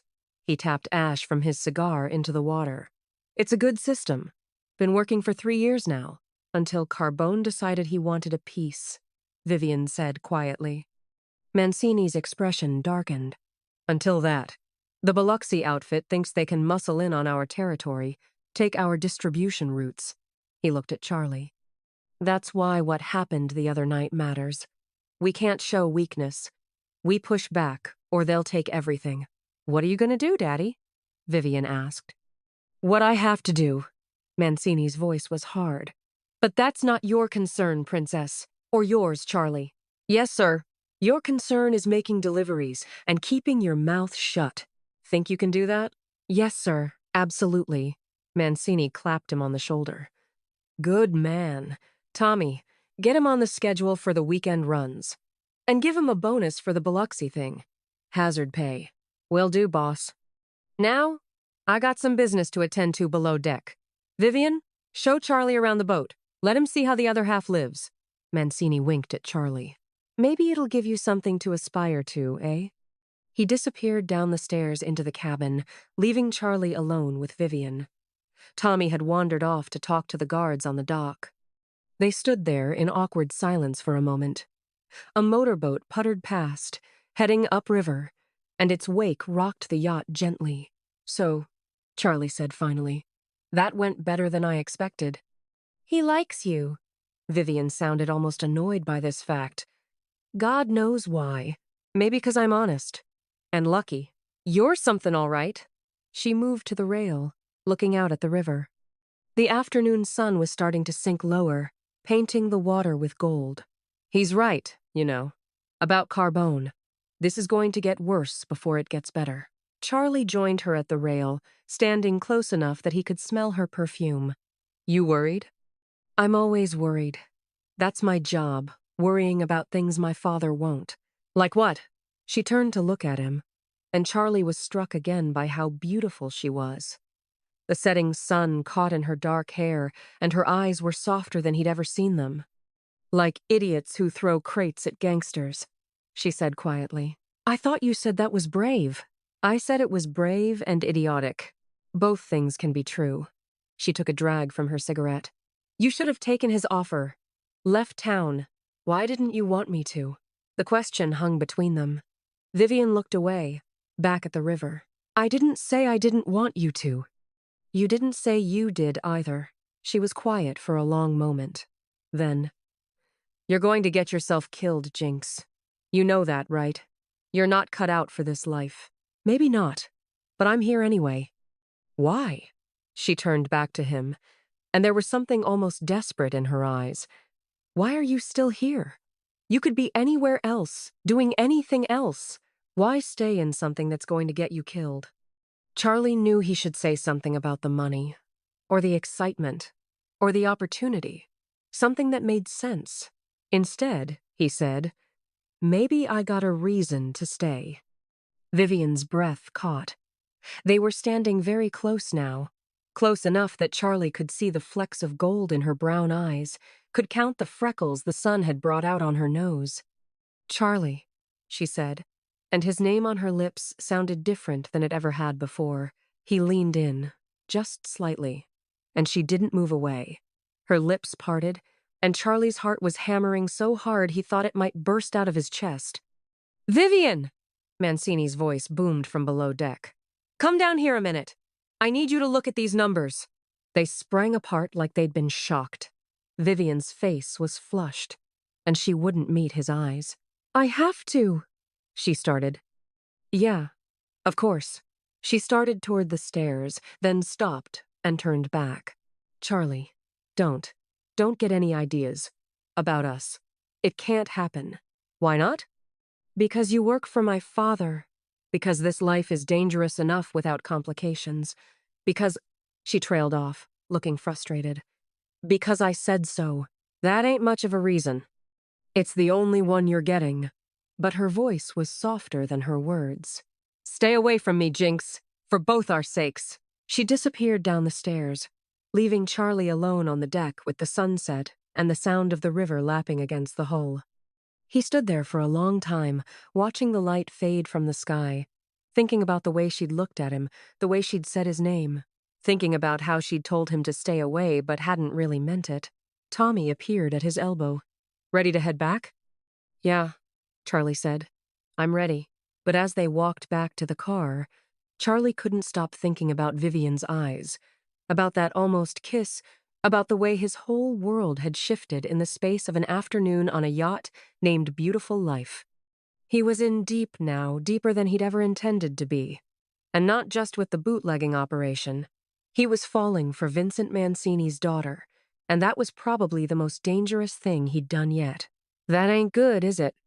"No, it's not good." She studied him, her expression unreadable. "You should probably leave town. Get out while you still can." Charlie's heart sank. "You want me to leave?" "I didn't say I wanted you to. I said you should." She flicked ash from her cigarette. "But you won't, will you? You're too stupid to know when to quit." "I ain't a quitter, Miss Mancini." "No," she said softly. "I'm starting to see that." They stood there in the alley, the sounds of the city distant around them. Charlie was acutely aware of how close she was standing, of the way the streetlight caught in her hair, of the curve of her neck as she tilted her head to look at him. Chapter 6. Blood and Roses. 2 weeks passed, and Charlie made 17 more runs without incident. He'd gotten good at it, knew which cops to avoid, which routes were safest, which passwords opened, which doors. The money was better than anything he'd ever made, and he'd moved out of his boarding house into a small apartment on Government Street. But the money wasn't what kept him in the game. He saw Vivian occasionally brief encounters at the Cotton Club or the Magnolia Room, moments when she'd appear to give him instructions or check on an operation. She was always professional, always distant, always perfectly put together in her silk dresses and T-strap heels. But sometimes, when she thought he wasn't looking, he'd catch her watching him with an expression he couldn't quite read. The tension between them was like a wire pulled taut, ready to snap. "You got it bad, friend," Tommy said one night as they loaded crates into the truck. "Anyone with eyes can see it." "I don't know what you're talking about," Charlie said, but his ears burned. "Sure you don't," Tommy grinned. "Just be careful. The boss finds out you're making eyes at his daughter, your luck's gonna run out real quick." Charlie knew Tommy was right. But knowing something and being able to do something about it were two different things entirely. The night everything changed started out ordinary enough. Charlie was at the Magnolia Room, sitting at the bar nursing a Coca-Cola while Big Pete counted the night's take from the slot machines in the back room. The place was busy for a Thursday, the band was playing something jazzy, and the dance floor was full of couples doing the Charleston. Vivian was there too, sitting at a corner table with two of her father's lieutenants, going over ledgers. She wore a deep green dress that made her eyes look like dark emeralds, and Charlie had been trying very hard not to stare at her legs for the past hour. He was failing miserably.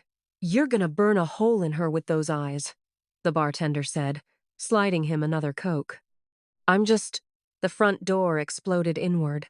For a moment, Charlie's brain couldn't process what he was seeing. The door, the heavy oak door with its speakeasy window, had simply ceased to exist, replaced by a shower of splinters and a cloud of smoke. Then the shooting started. Men poured through the opening, and Charlie recognized the lead one immediately, Sal Carbone himself, flanked by 6 men with Thompson submachine guns. The sound was deafening, a continuous roar that drowned out the screams. The band stopped playing. Dancers fell. The mirror behind the bar shattered into 1,000 glittering pieces. Charlie dove behind the bar as bullets chewed through the wood above his head. His ears were ringing, his heart hammering so hard he thought it might burst. Through the chaos, one thought cut through, clear as a bell. Vivian. He risked a glance over the bar. The corner table where she'd been sitting was overturned, ledgers scattered across the floor. He couldn't see her. "Stay down," the bartender yelled, but Charlie was already moving. He crawled across the floor, broken glass cutting his palms, the smell of gunpowder thick in his nose. Bodies lay everywhere, some moving, some not. He tried not to look at their faces. A burst of gunfire stitched across the floor inches from his head, and he flattened himself behind an overturned table. His breath came in short gasps. This was insane. He should run. He should get out while he still could. But Vivian was in here somewhere. "Mancini!" Carbone's voice cut through the chaos. "This is what happens when you don't share. This is just the beginning." Another burst of gunfire. And then Charlie heard something that made his blood run cold, a woman's scream, cut short. He moved without thinking, scrambling toward the back of the room where the scream had come from. The shooting had stopped for a moment. Carbone's men were reloading, laughing, surveying their work. Charlie found her behind the overturned table, pressed against the wall. Her dress was torn at the shoulder, and there was blood on her face, not hers, he realized, but splattered from someone else. Her eyes were wide, but when she saw him, something shifted in her expression. "You idiot," she hissed. "Get out of here." "Not without you, ma'am." "Charlie, we gotta move. Now." He heard Carbone's men starting toward the back rooms, toward Big Pete's office where the real money was kept. In about 30 seconds, they'd find him and Vivian. Charlie looked around desperately. There, the kitchen door, partially hidden behind an overturned piano. "Can you run?" he whispered. Vivian nodded, her jaw set. "Then run." They burst from behind the table together. Someone shouted behind them, and bullets started flying again, but Charlie and Vivian were already through the kitchen door. They ran past the stoves, past the prep tables, toward the back exit. The door was locked. "Shit!" Charlie slammed his shoulder against it, but it didn't budge. Footsteps pounded behind them. Vivian grabbed a cast-iron skillet from a hook and positioned herself beside the door, her chest heaving. The kitchen door burst open, and one of Carbone's men came through, his Thompson raised. Vivian swung the skillet with everything she had. The man went down hard, and Charlie grabbed the Thompson before it hit the ground. He'd never fired a gun in his life, but he pointed it at the doorway and pulled the trigger. The recoil nearly knocked him on his ass, and the bullets went everywhere except where he'd aimed, but it had the desired effect. The men in the doorway scattered. "The window!" Vivian shouted. Charlie turned and saw it, a small window above the sink, barely big enough for a person to fit through. He dropped the gun, grabbed Vivian around the waist, and boosted her up. She scrambled through, her dress catching on the frame, and then she was out.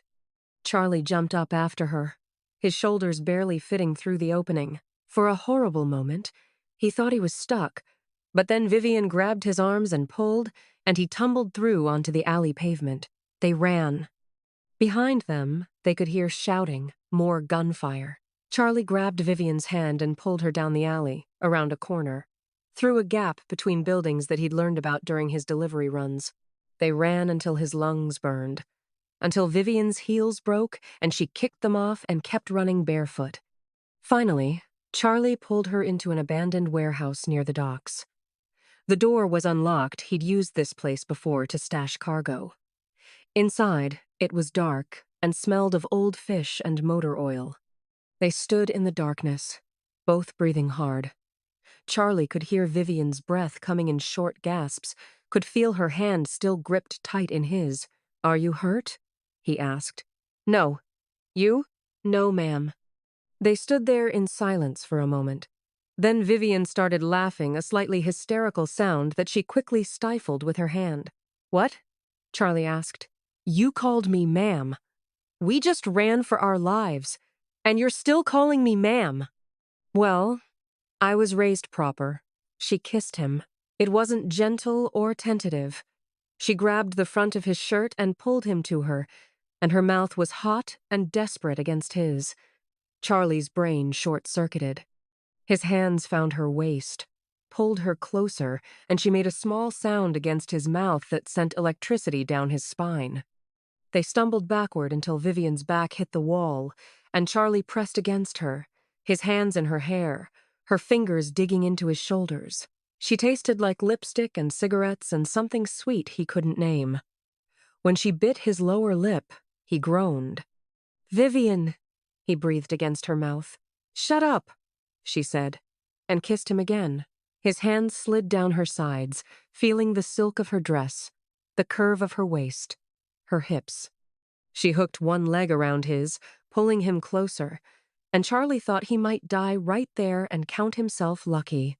When they finally broke apart, both breathing hard, Vivian's lipstick was smeared and her carefully styled hair had come loose.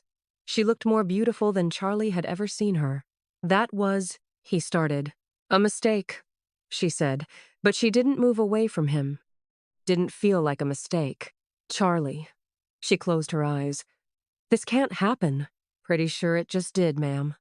"Don't call me that. Not now." She opened her eyes, and in the dim light filtering through the warehouse windows, he could see the conflict there. "My father ain't here right now. He will be. And when he finds out about tonight, about Carbone hitting the Magnolia Room," she pushed away from him, wrapping her arms around herself. "This is war now. Real war. People are going to die." Charlie's stomach dropped as reality came crashing back. "Big Pete, was he—" "I don't know." Vivian's voice was small. "I didn't see him get out." Charlie leaned against the wall, suddenly feeling sick. Big Pete, who'd given him his first job, who'd called him lucky, who'd laughed at his stupid jokes.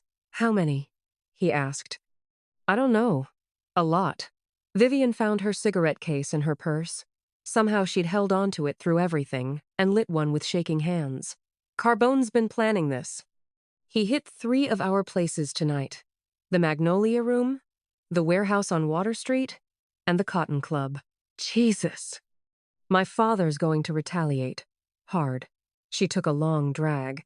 "It's going to get bloody, Charlie. Really bloody. You should get out now, while you still can." "And leave you?" "I'm not yours to leave." But her voice lacked conviction. Charlie moved closer to her. "That kiss says different. That kiss was adrenaline and fear. And what?" She looked at him, and in her eyes he saw everything she wasn't saying. "And a mistake," she finished. But they both knew she was lying. "Vivian." "No." She stepped back. "This doesn't change anything. You work for my father. I'm his daughter. That's all this is. All it can be. You don't believe that." "I have to believe that." She straightened her dress, tried to fix her hair. "We need to get back. My father will be looking for me." Charlie wanted to argue, wanted to pull her back into his arms and kiss her until she admitted what he knew she was feeling. But the set of her jaw told him it would be pointless. "All right," he said. "But Vivian?" "What?" "I ain't going anywhere. Not now, Not ever. You can push me away all you want, but I'm staying." She looked at him for a long moment, and something in her expression softened. "You really are an idiot." "Yes, ma'am. But I'm your idiot." Chapter 7. Retribution. The Cotton Club looked like a battlefield when they pulled up. Glass littered the sidewalk, glittering under the streetlights like scattered diamonds. The front windows were shot out completely, and bullet holes pockmarked the brick facade. 2 police cars sat at the curb, their lights dark cops on Mancini's payroll making sure the investigation went nowhere. Charlie's stomach turned as they walked through the front door. Tables were overturned, chairs splintered. Blood stained the floor in dark pools. The beautiful mahogany bar where he'd hidden during the shooting was chewed up with bullet holes, bottles shattered behind it. "Jesus," he whispered. Vivian's face had gone pale, but her jaw was set. "Come on." They found Vincent Mancini in his office, and Charlie had never seen the man look like this. His usually immaculate suit was rumpled, his tie loosened. His eyes were red-rimmed and wild, and when he looked up at them, Charlie saw something that made his blood run cold. Pure, murderous rage. "Where the hell have you been?" Mancini's voice was quiet, which was somehow worse than if he'd been shouting. "We got out through the warehouse," Vivian said, her voice steady. "We waited to make sure it was safe before coming back." Mancini's eyes moved between them, and Charlie saw him notice something the way Vivian's lipstick was smudged. Maybe. Or how Charlie couldn't quite meet his gaze. But then Tommy appeared in the doorway, and whatever Mancini had been about to say died on his lips. "Boss, you need to come see this." They followed Tommy down to the basement, and Charlie's heart sank when he saw Big Pete lying on a table, his massive chest wrapped in bloody bandages. Dutch stood beside him, his face grim. "He took 3 bullets," Dutch said. "Doc says he'll live, but it's going to be a while before he's back on his feet." Mancini stood over Pete, his hands clenched into fists. "Who else?" "Frankie DeLuca's dead. Shot in the head. Mickey Romano took one in the leg, but he'll be fine. Few others got grazed, nothing serious." "Frankie had a wife," Mancini said quietly. 2 kids. "Yes, boss." Mancini turned away from the table, and when he spoke, his voice was like ice. "I want every man we have ready to move by tomorrow night. I want the Thompsons cleaned and loaded. I want cars, drivers, everything." "Where are we hitting?" Tommy asked. "Biloxi. Carbone's got a warehouse on the docks where he stores his Canadian whiskey before it gets distributed. We're gonna burn it to the ground, and anyone who gets in our way goes down with it." Charlie felt his mouth go dry. This wasn't just business anymore. This was war. "Jinks," Mancini said, and Charlie jumped. "You're coming with us." "Boss, I don't know if—" "You're coming." Mancini's eyes were hard. "You got lucky tonight? Kept my daughter safe? Now I need to see if that luck holds when bullets are flying on purpose." Charlie glanced at Vivian, who was staring at her father with something like horror in her eyes. But she didn't say anything, and Charlie knew she couldn't. Not without revealing what had happened between them. "Yes, sir," Charlie said. The next day passed in a blur of preparation. Charlie watched as men he'd come to know over the past weeks transformed from dock workers and truck drivers into soldiers. Tommy and Dutch distributed Thompson submachine guns from a locked room in the warehouse, along with spare drums of ammunition. Someone produced a case of grenades, and Charlie's hands shook when Dutch showed him how to pull the pin. "You probably won't need it," Dutch said, not unkindly. "You're going to be driving one of the cars. Just get us there, and get us out, and try not to crash into anything." "That's it?" "That's it. Leave the shooting to us." Charlie should have felt relieved, but he didn't. He kept thinking about Frankie DeLuca's wife and kids, about Big Pete lying on that table, about the way Mancini's eyes had looked when he'd given the order to retaliate. He was standing outside the warehouse, smoking a cigarette and trying to calm his nerves, when Vivian found him. "You shouldn't go," she said without preamble. Charlie turned to look at her. She was wearing a dark green dress that hugged her curves, her hair perfectly styled despite everything that had happened. but her eyes gave her away. They were worried. Your daddy says I'm going, so I'm going. My daddy says a lot of things. She moved closer, glancing around to make sure they were alone. Charlie, this isn't like the other runs. This is different. People are going to die. I know that. Do you? Her voice rose slightly. Do you really understand what you're walking into? Carbone's men aren't going to just let you burn down their warehouse. They're going to fight back. And they're not going to care that you're just some lucky idiot who stumbled into this business. Then why do you care if I go or not? The question hung between them. Vivian's jaw tightened, and for a moment Charlie thought she might slap him. Instead, she grabbed his hand, her fingers lacing through his. Because I do, she said quietly. Because I'm an idiot too, apparently. Charlie's heart hammered in his chest. Vivian, don't. She squeezed his hand. Don't say anything. Just be careful. Be lucky. Come back. I will. Promise me. He looked down at their joined hands, at the way her red nails contrasted with his work-roughened skin. I promise. She stood on her toes and kissed him, quick and fierce, and then she was gone, disappearing back into the warehouse before anyone could see them. Charlie stood there for a long moment, his lips still tingling, his hand still warm from her touch. Then he dropped his cigarette, ground it out under his heel, and went to find out which car he'd be driving. They left Mobile just after midnight, a convoy of 4 cars heading east along the coast road toward Biloxi. Charlie drove the second car, with Dutch riding shotgun and 2 other men in the back, both cradling Thompson guns. The night was hot and humid, the kind of thick southern heat that made your shirt stick to your back and turn the air into soup. Nobody talked much. The only sounds were the rumble of the engines and the occasional clink of metal as someone checked their weapon. Charlie's hands were slick with sweat on the steering wheel. He kept thinking about Vivian's kiss, about her telling him to be careful. He'd made her a promise, and he intended to keep it, even if he had no idea how. They reached the outskirts of Biloxi around 2 in the morning. Mancini, driving the lead car, pulled over on a dark stretch of road near the docks. Everyone got out, gathering in a tight circle. The warehouse is 3 blocks that way, Mancini said, pointing. Carbone keeps 4, maybe 5 men on guard at night. We go in fast and hard. Tommy, you take your boys around the back. Dutch, you're with me on the front. We clear the guards, set the charges, and get out. 5 minutes, in and out. What about me? Charlie asked. You stay with the cars.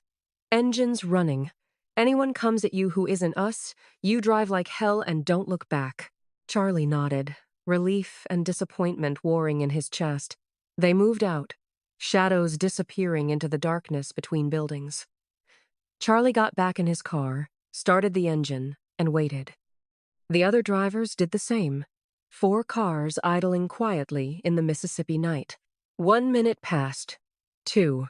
Charlie's leg bounced nervously, his eyes scanning the darkness. Then he heard it, the sharp crack of gunfire, followed by the distinctive chatter of Thompson guns.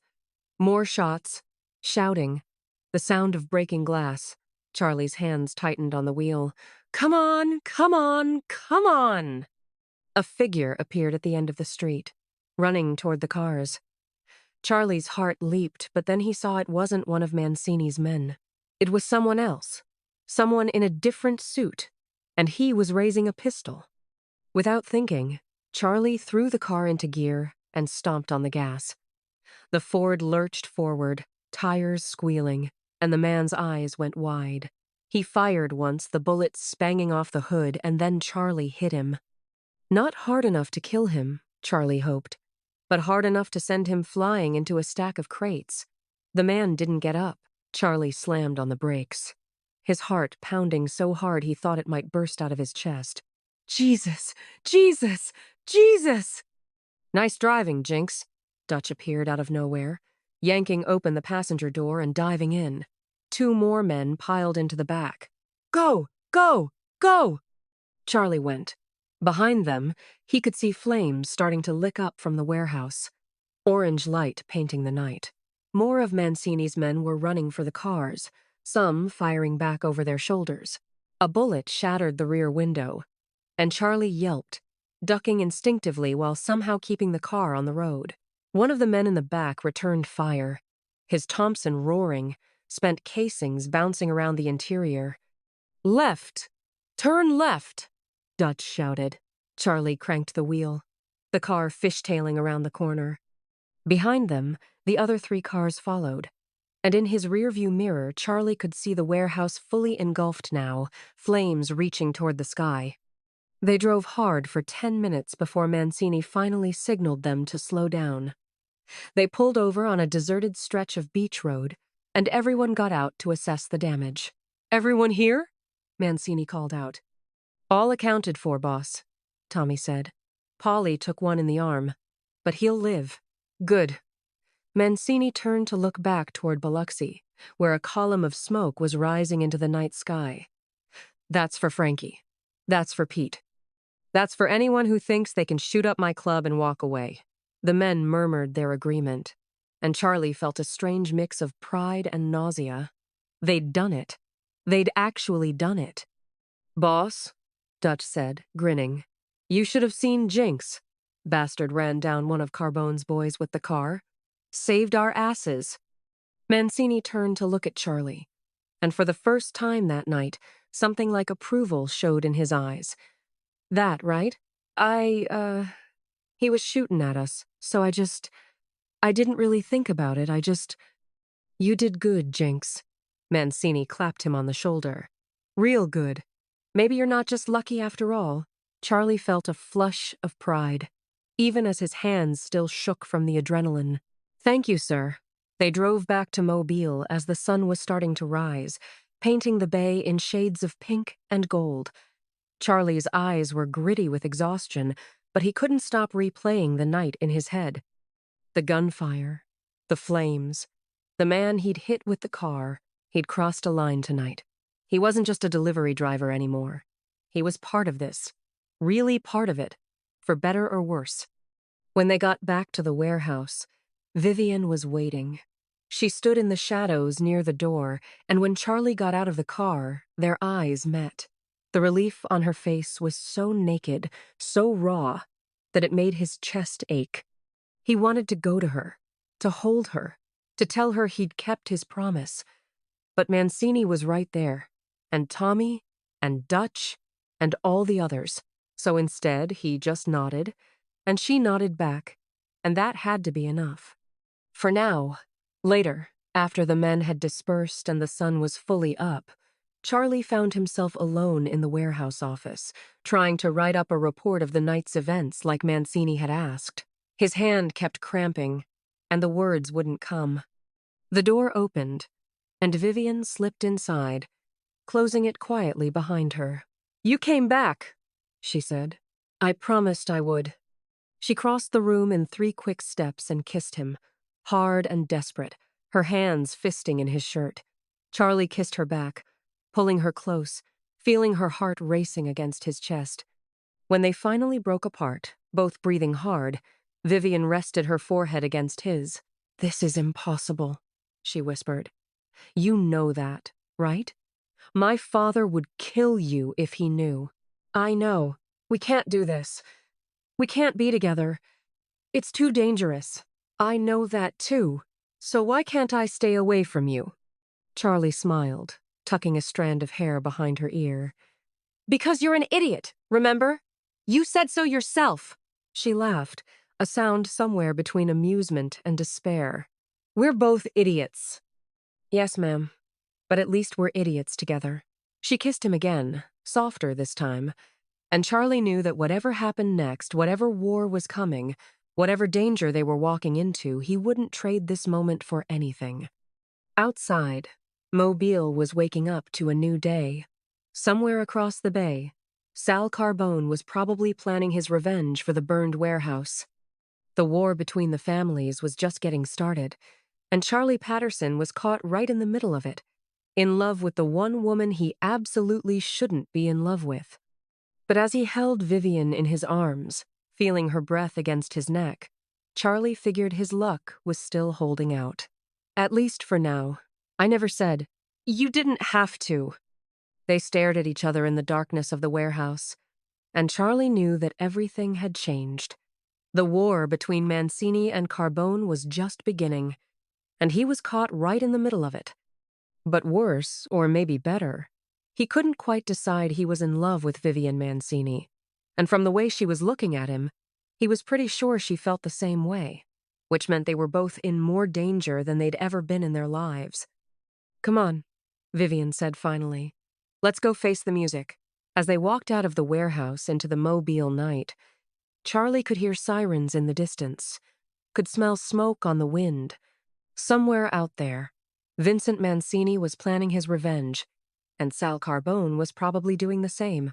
Charlie Patterson, the luckiest fool in Mobile, had just kissed a mob boss's daughter in the middle of a gang war.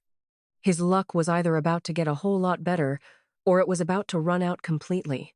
"You know," he said, his voice coming out rougher than he intended, "for someone who thinks I'm an idiot, you sure do spend a lot of time worrying about me." Her eyes narrowed. "I'm not worried about you. I'm worried about my father's operation." "Sure. That's why you sent Tommy to check on me tonight." "I sent Tommy to check on the Magnolia Room, but you knew I'd be there." "So?" "So maybe," Charlie said, feeling bolder than he had any right to feel. "Maybe you care a little bit about whether I live or die." Vivian stepped even closer, and Charlie's breath caught. She was so close now that he could see the flecks of gold in her brown eyes, could count her eyelashes if he wanted to. "Listen to me very carefully, Jinks," she said, her voice low and dangerous. "I don't care about you. I don't care about your stupid accent, or your stupid luck, or your stupid face. You're a driver, that's all. And if you get yourself killed, I'll find another driver. Understand?" "Yes, ma'am," Charlie whispered, but he couldn't look away from her eyes. Good, but she didn't move away. Neither did he. The moment stretched between them, electric and dangerous. Charlie could feel the heat coming off her body, could see her chest rising and falling with each breath. Her lips were slightly parted, and he found himself wondering what they would taste like. Chapter 8. Dangerous Ground. The knock on Charlie's apartment door came at midnight, 3 days after the Biloxi raid. He knew it was her before he opened it. Maybe it was instinct, or maybe it was just that nobody else would come calling at this hour without Tommy as an escort. Charlie pulled open the door, and there stood Vivian Mancini in a dark green dress that hugged every curve, a silk scarf covering her distinctive bob. "You gonna invite me in, or you gonna let the whole building see me standin' in your hallway?" Charlie stepped aside quickly, his heart hammering. "Sorry, I didn't expect—" "I know." She slipped past him, and he caught a whiff of her perfume, something expensive and floral that made his head spin. "Close the door, Jinks." He did, then turned to find her surveying his modest apartment with an expression he couldn't quite read. It wasn't much a Murphy bed. A small kitchen table, a radio on a shelf, and a window that looked out over Government Street. Nothing like the mansion she lived in or the yacht her father kept on Dog River. "It ain't fancy," Charlie said, suddenly self-conscious. "But it's clean, and the landlady don't ask too many questions about my hours." Vivian turned to face him, and in the dim light from the single lamp, she looked softer somehow, vulnerable. "I shouldn't be here." "No, ma'am. You probably shouldn't. If my father found out, he'd kill me. I know." She smiled, just a little. "He'd kill us both. Me for being stupid, you for being you." Charlie took a step closer. "Then why'd you come?" "Because I'm tired of pretending." She pulled off the scarf, letting her dark hair fall free. "I'm tired of acting like I don't think about you every damn day.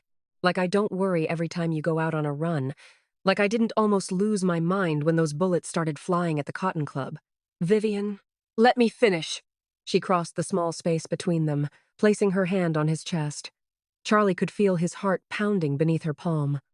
"I've spent my whole life doing what my father wanted. Dressing how he wanted. Acting how he wanted. Being the perfect mob princess. And then you stumbled into our warehouse, all drawl and dumb luck, And you looked at me like I was just a woman, not Sal Mancini's daughter. Not a prize or a pawn, just me. Charlie covered her hand with his own. That's because you are just a woman. The most beautiful, terrifying, incredible woman I ever met. She laughed, and it was a real laugh, not the cold, controlled sound she used around her father's men. Terrifying? Absolutely terrifying. You scare the hell out of me, Vivian Mancini. Good. She rose on her toes, her lips inches from his. You should be scared. This time, when they kissed, there was no interruption, no gunfire, no urgent calls, no men shouting warnings. Just the two of them, in the quiet darkness of his apartment. The sounds of Mobile's nightlife drifting up from the street below. Charlie had kissed girls before, plenty of them, or at least he'd tried to with his smooth talk and southern charm. But this was different. This was Vivian. All fire and silk and danger, pressing against him like she was trying to crawl inside his skin. Her fingers tangled in his hair, and he wrapped his arms around her waist, pulling her closer.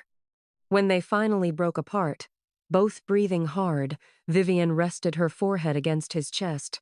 "This is crazy," she whispered. "Yes, ma'am, it surely is. We can't do this. It's too dangerous. I know. My father would—" "I know that too." Charlie tilted her chin up so he could look into her eyes. "But I don't care anymore, Vivian. I'm done pretendin'. I'm done actin' like you're just the boss's daughter and I'm just some lucky fool who drives trucks. I'm in love with you, and I don't give a damn who knows it."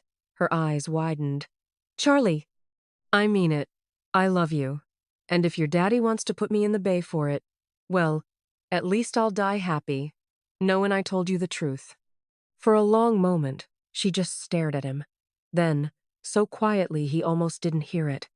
"I love you too, you idiot." They spent the next 3 hours tangled together on his narrow bed, talking and kissing and making plans they both knew were probably impossible. Vivian told him about growing up in her father's world, about the loneliness of being surrounded by dangerous men who saw her as either a possession or a liability. Charlie told her about his dreams of something more than the docks, about wanting to matter, to be somebody. "When this is all over," Vivian said, tracing patterns on his chest with her fingernail. "When Prohibition ends, and my father's empire crumbles, and it will, Charlie. It can't last forever. What will you do?" Charlie thought about it. "I don't know. Maybe open a little shop somewhere. Bait and tackle. Or something simple like that. Somewhere quiet, where nobody's shooting at me." "That sounds nice." She smiled against his shoulder. "Real nice.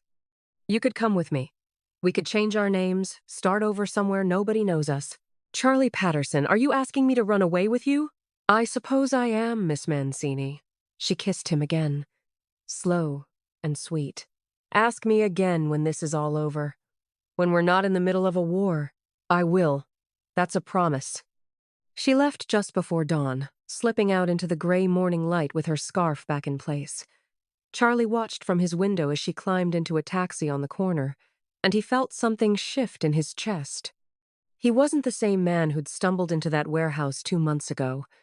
He'd found something worth fighting for, worth dying for if it came to that. He just hoped it wouldn't come to that. The summons came 2 days later. Tommy showed up at Charlie's apartment looking grim. "Boss wants to see you. Now. What's it about?" "Didn't say." "But Charlie?" Tommy's expression was serious. "Whatever he asks you, think real careful before you answer. Understand?"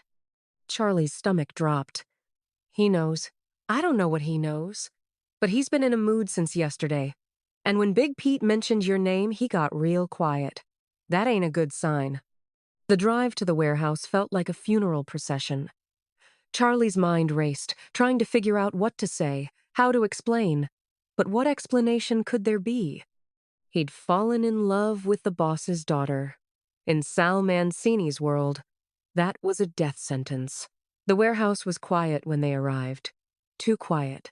Usually there were men loading trucks, counting inventory, playing cards in the corner. Today it was just Mancini sitting at his desk, a glass of whiskey in front of him, and Big Pete standing by the door like a mountain made of muscle. "Sit down, Charlie," Mancini said, without looking up. Charlie sat. His hands were sweating. Mancini took a sip of his whiskey, then finally raised his eyes. They were cold, calculating. The eyes of a man who'd built an empire on violence and intimidation. "You've been with me how long now? 2 months?" "About that, yes, sir." 2 months. And in that time, you've made more successful runs than any driver I've had. You've survived an ambush, helped us hit back at Carbone, earned the respect of my men. He paused. "You've done good work, Charlie. Real good work. Thank you, sir." "So, I'm trying to understand," Mancini continued, his voice still calm, still measured, "why you would throw all that away by doing something monumentally stupid." Charlie's mouth went dry. "Sir, let me finish." Mancini stood up, walking around the desk. "See, I got a phone call yesterday from a friend of mine who runs a taxi company. He tells me one of his drivers picked up a woman matching my daughter's description from an apartment building on Government Street at 5 in the morning. Now, my daughter tells me she was visiting a girlfriend who'd had too much to drink. But the thing is, Charlie, my daughter don't have any girlfriends who live on Government Street." The room felt like it was closing in. Charlie could feel Big Pete's eyes on him, could sense the violence coiled and ready in the big man's frame. "You live on Government Street, don't you, Charlie?" "Yes, sir." "Apartment 3B?" "Yes, sir." Mancini nodded slowly. "So here's what I'm trying to figure out. Either my daughter is lying to me, which would be a first, because Vivian's a lot of things, but she ain't a liar. Or you've been entertaining her in your apartment at 5 in the morning, after I specifically told you that my daughter was off limits to every man in this organization." Charlie's heart was pounding so hard he thought it might burst. This was it. This was where his luck finally ran out. But as he sat there, looking into Sal Mancini's cold eyes, he realized something. He wasn't afraid. Not really. Because Vivian was worth it. Whatever happened next, she was worth it. "Sir," Charlie said, his voice steadier than he expected, "I ain't gonna lie to you. Your daughter came to see me. And yes, sir, I have feelings for her. Strong feelings. But I want you to know that I respect her. And I would never—" "Respect her?" Mancini's voice rose for the first time. "You respect her? You're a dock worker, Charlie. A driver. You make $50 a week running illegal liquor. My daughter wears dresses that cost more than you make in a year. You think you're good enough for her? You think you got any right to even look at her?" Charlie stood up, and he saw Big Pete tense. "No, sir. I don't think I'm good enough for her. I know I ain't. But I love her anyway, and I hope she feels the same way about me." The silence that followed was deafening. Mancini stared at him, and Charlie could see the rage building behind those cold eyes. This was it. This was where he died. But then Mancini did something unexpected. He laughed. It wasn't a happy laugh, but it wasn't entirely cruel either. "You got balls, kid. I'll give you that." He walked back to his desk, poured another whiskey. "You know what I should do? I should have Pete here break every bone in your body and dump you in the bay. That's what I should do. Yes, sir, but you've been useful to me. And more than that, you've been loyal. You could have run after Biloxi, could have gone to the cops, made a deal, but you didn't. You came back. You stood with us." He drank the whiskey in one swallow. "So I'm going to give you a choice, Charlie. You can walk away. Right now. I'll give you $500 and a train ticket to anywhere you want to go. You leave Mobile, you never come back, and you never see my daughter again. Or you stay. You keep working for me, but you stay away from Vivian, completely. No more midnight visits, no more secret meetings, nothing. You see her, you look the other way. Understand?" Charlie's chest felt tight. "And if I can't do that, then Pete will kill you. Simple as that." The room was silent except for the sound of Charlie's breathing. He thought about Vivian, about the way she'd looked in his apartment, about the plans they'd made. He thought about running, about taking that train ticket and disappearing. But he also thought about the man he'd become over the past 2 months. Not the lucky fool who'd stumbled into this life, but someone stronger. Someone who'd found something worth fighting for. "I can't do that, sir," Charlie said quietly. "I can't stay away from her. I love her too much." Mancini's face darkened. "Then you're a dead man." "Maybe so. But I'd rather die loving her than live without her." Big Pete moved toward him, and Charlie braced himself. The door burst open. Dutch stumbled in, blood streaming from a cut on his forehead. "Boss, it's Carbone. He's hitting the Cotton Club right now. And he's got Jesus, boss. He's got at least 20 men, maybe more. They got Tommy guns, grenades. It's a goddamn massacre." Mancini's face went white. "Vivian. Where's Vivian?" "She was at the club, boss.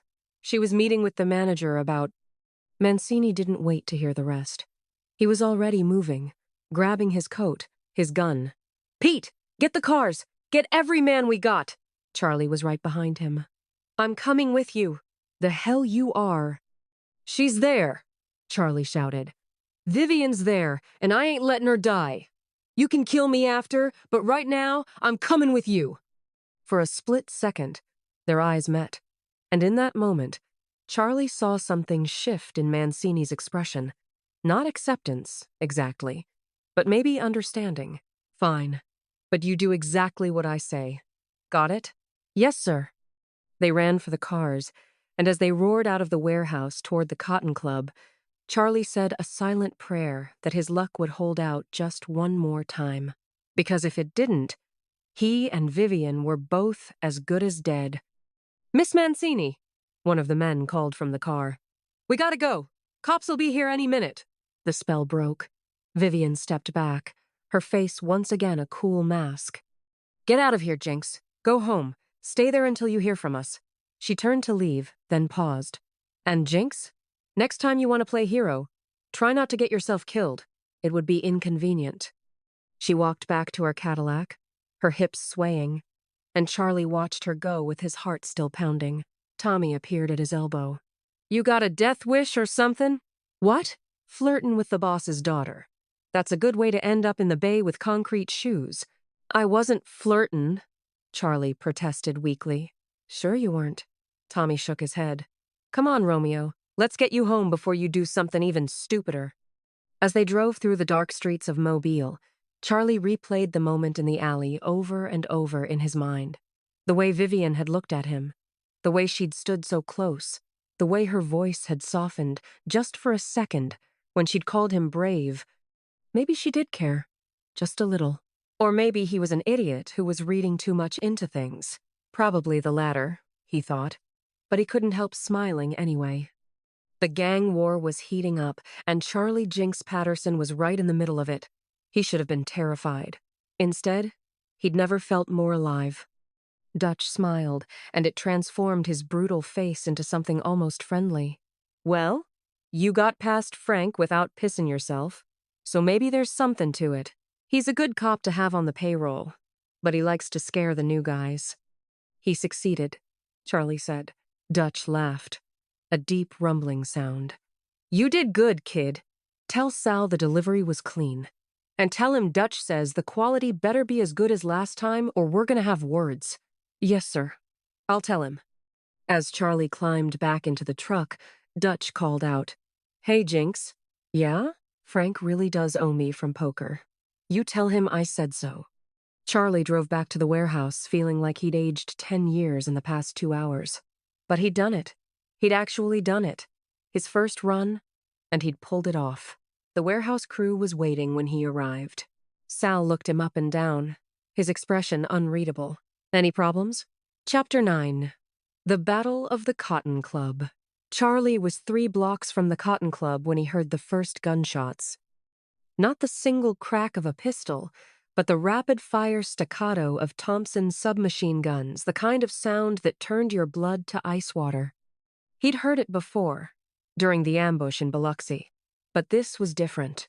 This was sustained, relentless, like the world was tearing itself apart.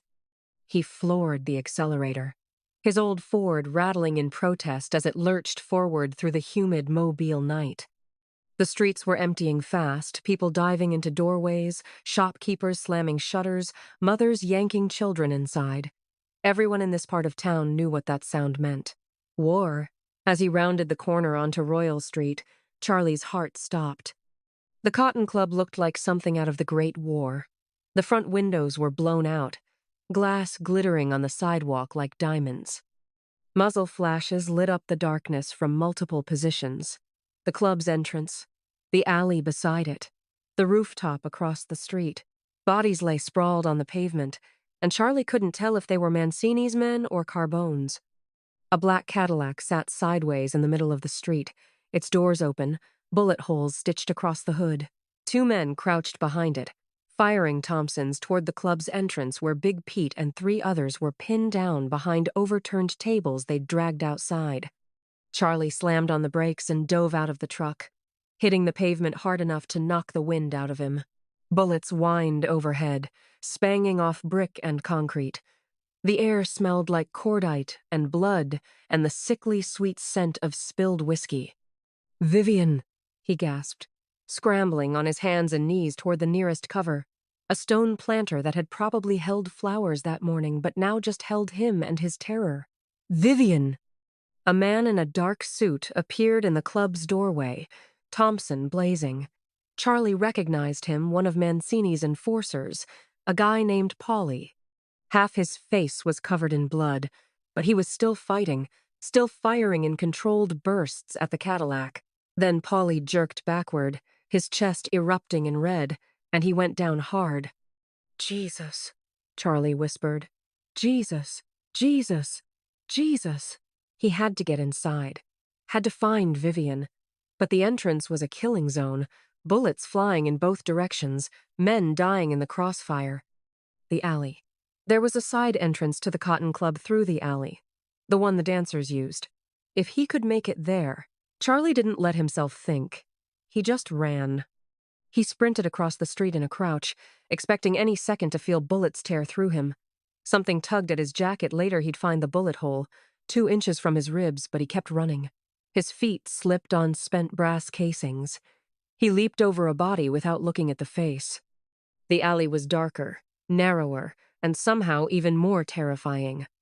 Charlie pressed himself against the brick wall, inching forward, his heart hammering so hard he thought it might burst. Somewhere above, a window shattered. Someone screamed. The side door was ajar, hanging crooked on its hinges. Charlie slipped through into the backstage area of the Cotton Club. Inside was chaos. The dressing room mirrors were shattered, costumes scattered across the floor.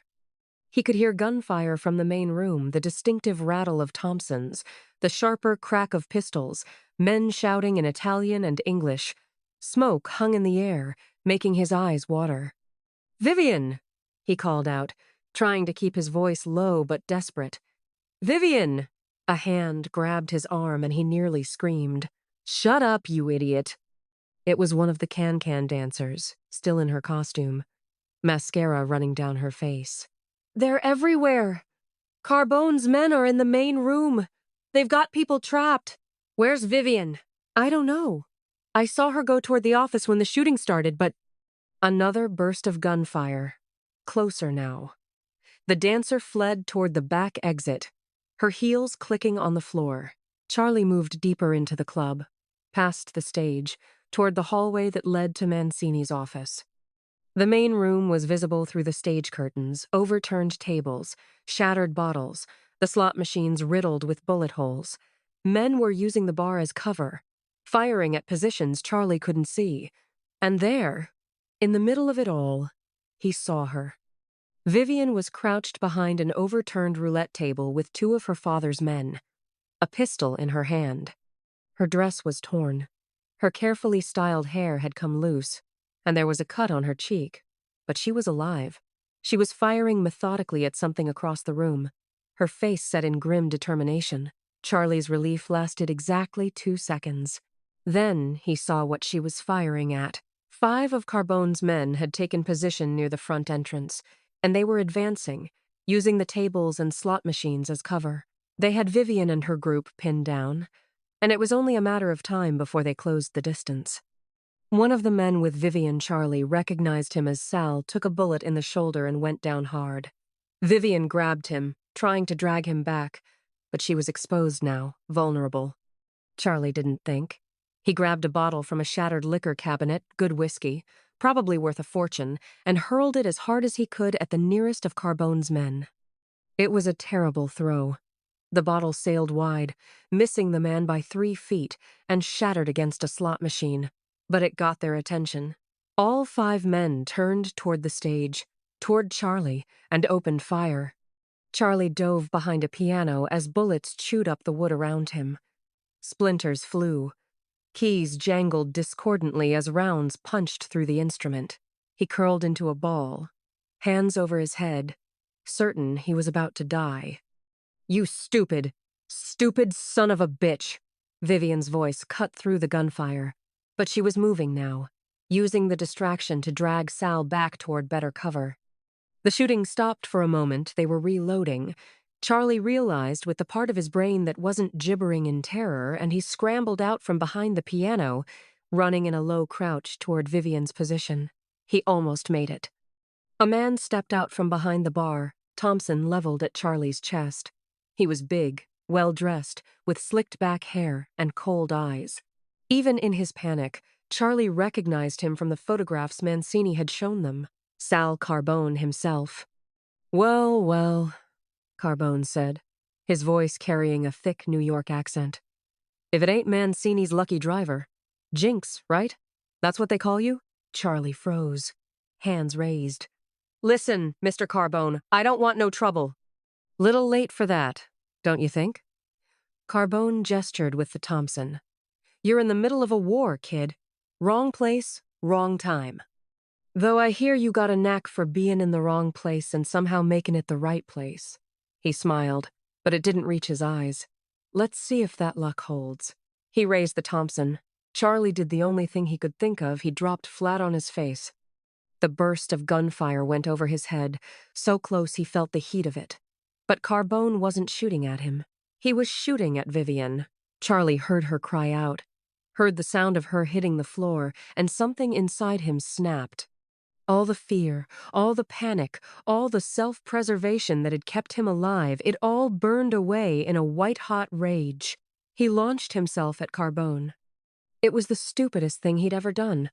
Carbone outweighed him by 50 pounds, was a trained killer, and still had a Thompson submachine gun. Charlie was a former dock worker who'd never been in a real fight in his life. But Charlie was also lucky. His shoulder caught Carbone in the midsection just as the gangster was turning, throwing off his balance.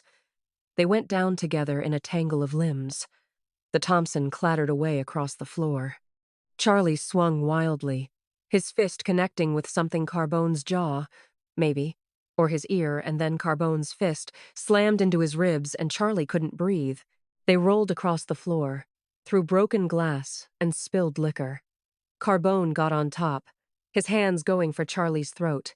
Charlie bucked and thrashed, his vision starting to go dark at the edges. His hand found something, a piece of broken bottle. He swung it up without thinking, felt it connect, felt warm blood splash across his hand. Carbone roared and reared back, one hand going to his face where the glass had opened a gash across his cheek. Charlie kicked out desperately, his foot catching Carbone in the chest, and the gangster stumbled backward, right into the line of fire. The front doors of the Cotton Club exploded inward, and Salvatore Mancini came through like an avenging angel, Tommy gun blazing. Behind him came a dozen of his men, all armed, all firing. Carbone's men tried to return fire, but they were caught in a crossfire now, pinned between Mancini's forces at the entrance and the survivors inside the club. The battle turned into a slaughter. Carbone himself scrambled for cover, blood streaming down his face, his eyes wild. He grabbed the Thompson from where it had fallen and sprayed bullets in Mancini's direction, but his aim was off, panicked. Mancini walked forward calmly, methodically, his Thompson never wavering. He fired a burst that caught Carbone in the leg, dropping him. Another burst, and Carbone's gun hand exploded in red. The New York gangster fell backward, screaming, his Thompson clattering away. "You come into my city," Mancini said, his voice cold and clear despite the ringing in everyone's ears. "You attack my club. You shoot at my daughter." He stood over Carbone. The Thompson pointed at the man's head. "Wait," Carbone gasped, his good hand raised. "Wait, Sal. We can make a deal." "We had a deal. You broke it." The burst was short, professional, final. The rest of Carbone's men either died or fled. The ones who tried to surrender were shot anyway. Mancini wasn't in a forgiving mood. When the shooting finally stopped, the silence was almost worse than the noise had been. Charlie's ears were ringing so badly he could barely hear. Smoke hung thick in the air. The Cotton Club looked like a hurricane had torn through it. "Vivian," Charlie croaked, stumbling to his feet. "Vivian." He found her behind the roulette table, and his heart nearly stopped. She was on the floor, blood on her dress, her face pale. "No, no, no!" He dropped to his knees beside her, his hands shaking as he reached for her. Her eyes opened. "Took you long enough," she said, her voice weak but steady. "You're shot." "Grazed. My arm." She held it up, and Charlie saw the wound, a bloody furrow across her upper arm. Painful, but not fatal. "Hurts like hell, but I'll live." Charlie let out a sound that was half laugh, half sob. "Jesus, Vivian, I thought." "I know." She reached up with her good arm and touched his face. "You came for me. You stupid, brave idiot. You came for me." "Of course I did. I love you." The words were out before he could stop them, hanging in the smoke-filled air between them. Vivian stared at him, her eyes wide. Then, impossibly, she smiled. "You really are the luckiest fool in Mobile. Is that a yes?" "That's a... Vivian." They both looked up. Salvatore Mancini stood over them, his Thompson still in his hands, his suit splattered with blood that wasn't his own. His face was unreadable. Charlie scrambled to his feet, putting himself between Mancini and Vivian without thinking about it. "Mr. Mancini, you threw a bottle at 5 armed men to save my daughter." "Yes, sir. I mean, I missed, but..."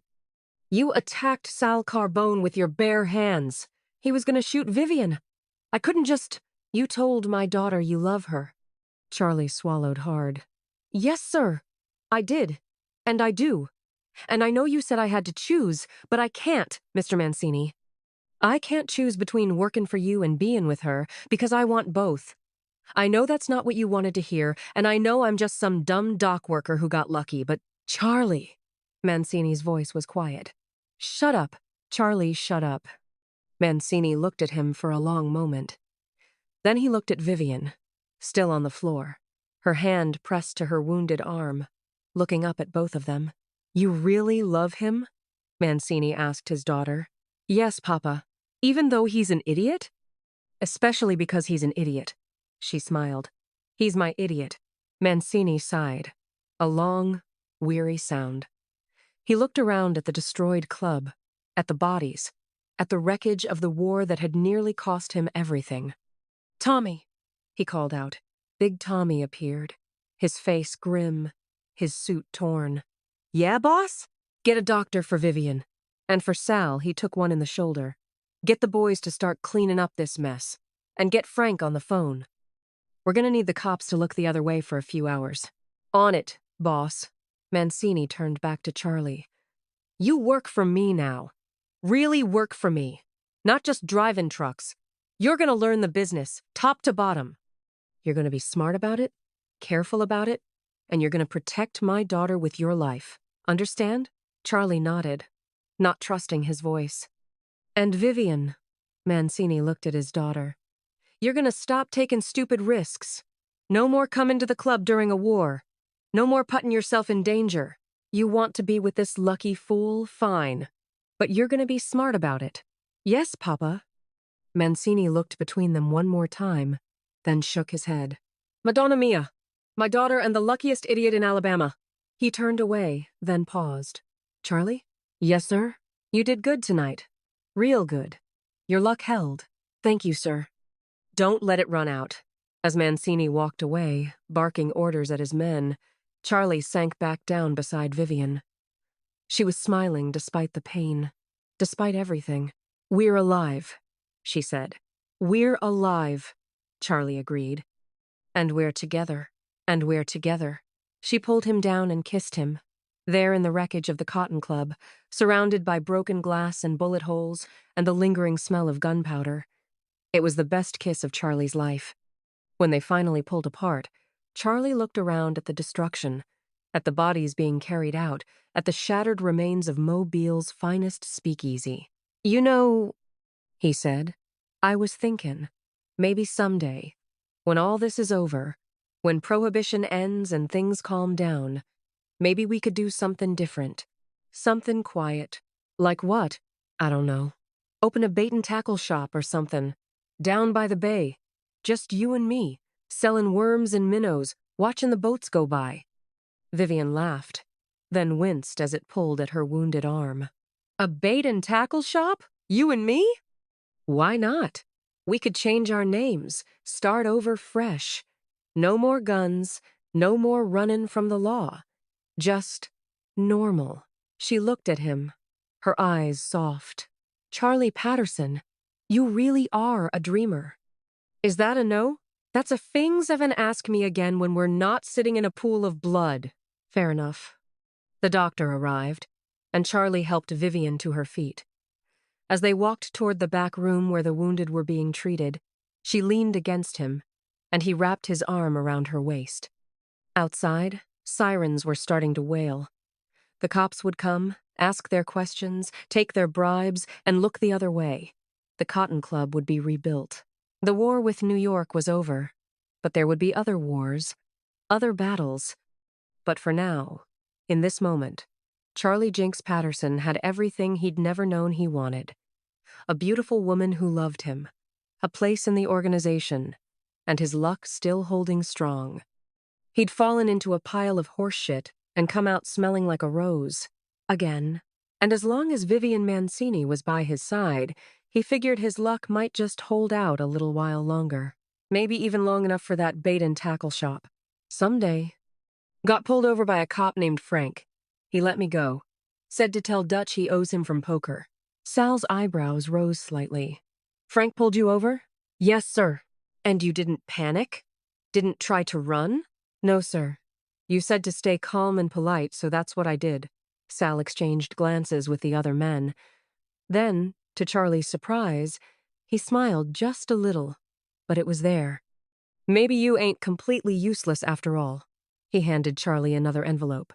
Other half of your payment. Miss Vivian wants to see you tomorrow night. 9 o'clock, Cotton Club. Charlie took the envelope, his heart sinking. Did I do something wrong? If you'd done something wrong, you wouldn't be standing here breathin'. Now get out of here. You look like hell. Charlie didn't sleep much that night. He kept replaying the moment when Frank had raised that billy club, kept imagining what would have happened if that call hadn't come through, if Frank hadn't been on the payroll, if his luck had finally run out. Chapter 10. New Waters. April 1934. Apalachicola, Florida.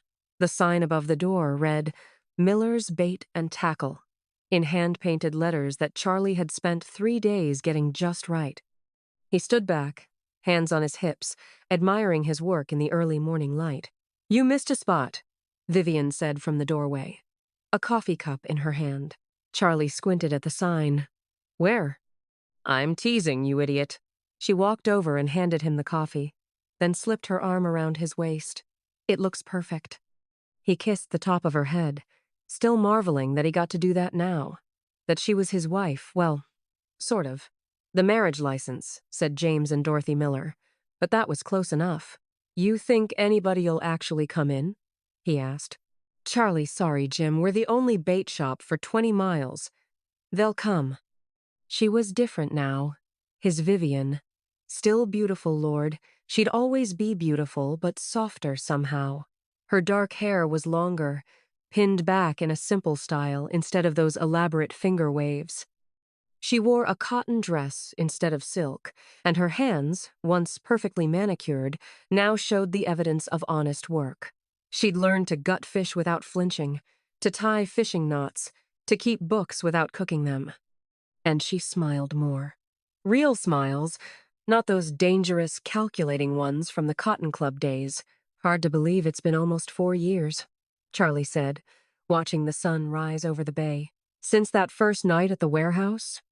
Since I threw a crate at Sal Benedetto and somehow didn't get killed for it. Vivian laughed. That genuine laugh he'd worked so hard to earn back in Mobile. God, you were such an idiot. Was? She elbowed him gently. Are. Present tense. They stood there in comfortable silence, drinking their coffee and watching the fishing boats head out. It was a far cry from the Bella Vita and its midnight rum runs, from the Cotton Club and its hidden speakeasies, from the sound of Thompson's submachine guns tearing through the night. The changes had started slowly. After that final battle at the Cotton Club, Sal Benedetto was dead, along with half his crew. The Biloxi gang had been decimated. And Salvatore Mancini, standing in the wreckage of his empire, had looked at his daughter and Charlie and said something Charlie never expected.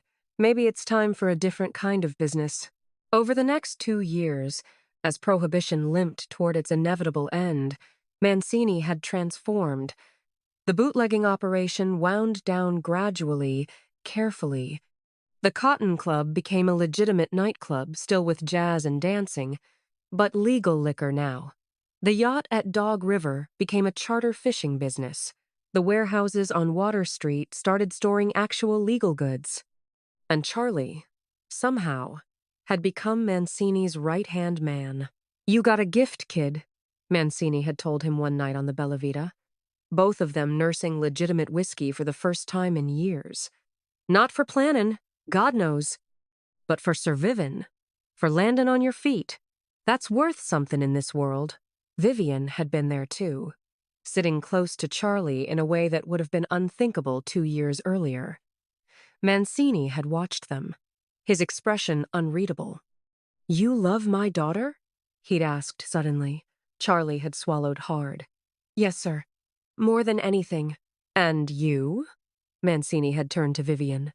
You love this lucky fool? I do, Papa. Her voice had been steady, certain. I really do. Mancini had been quiet for a long moment, staring out at the dark water of Dog River.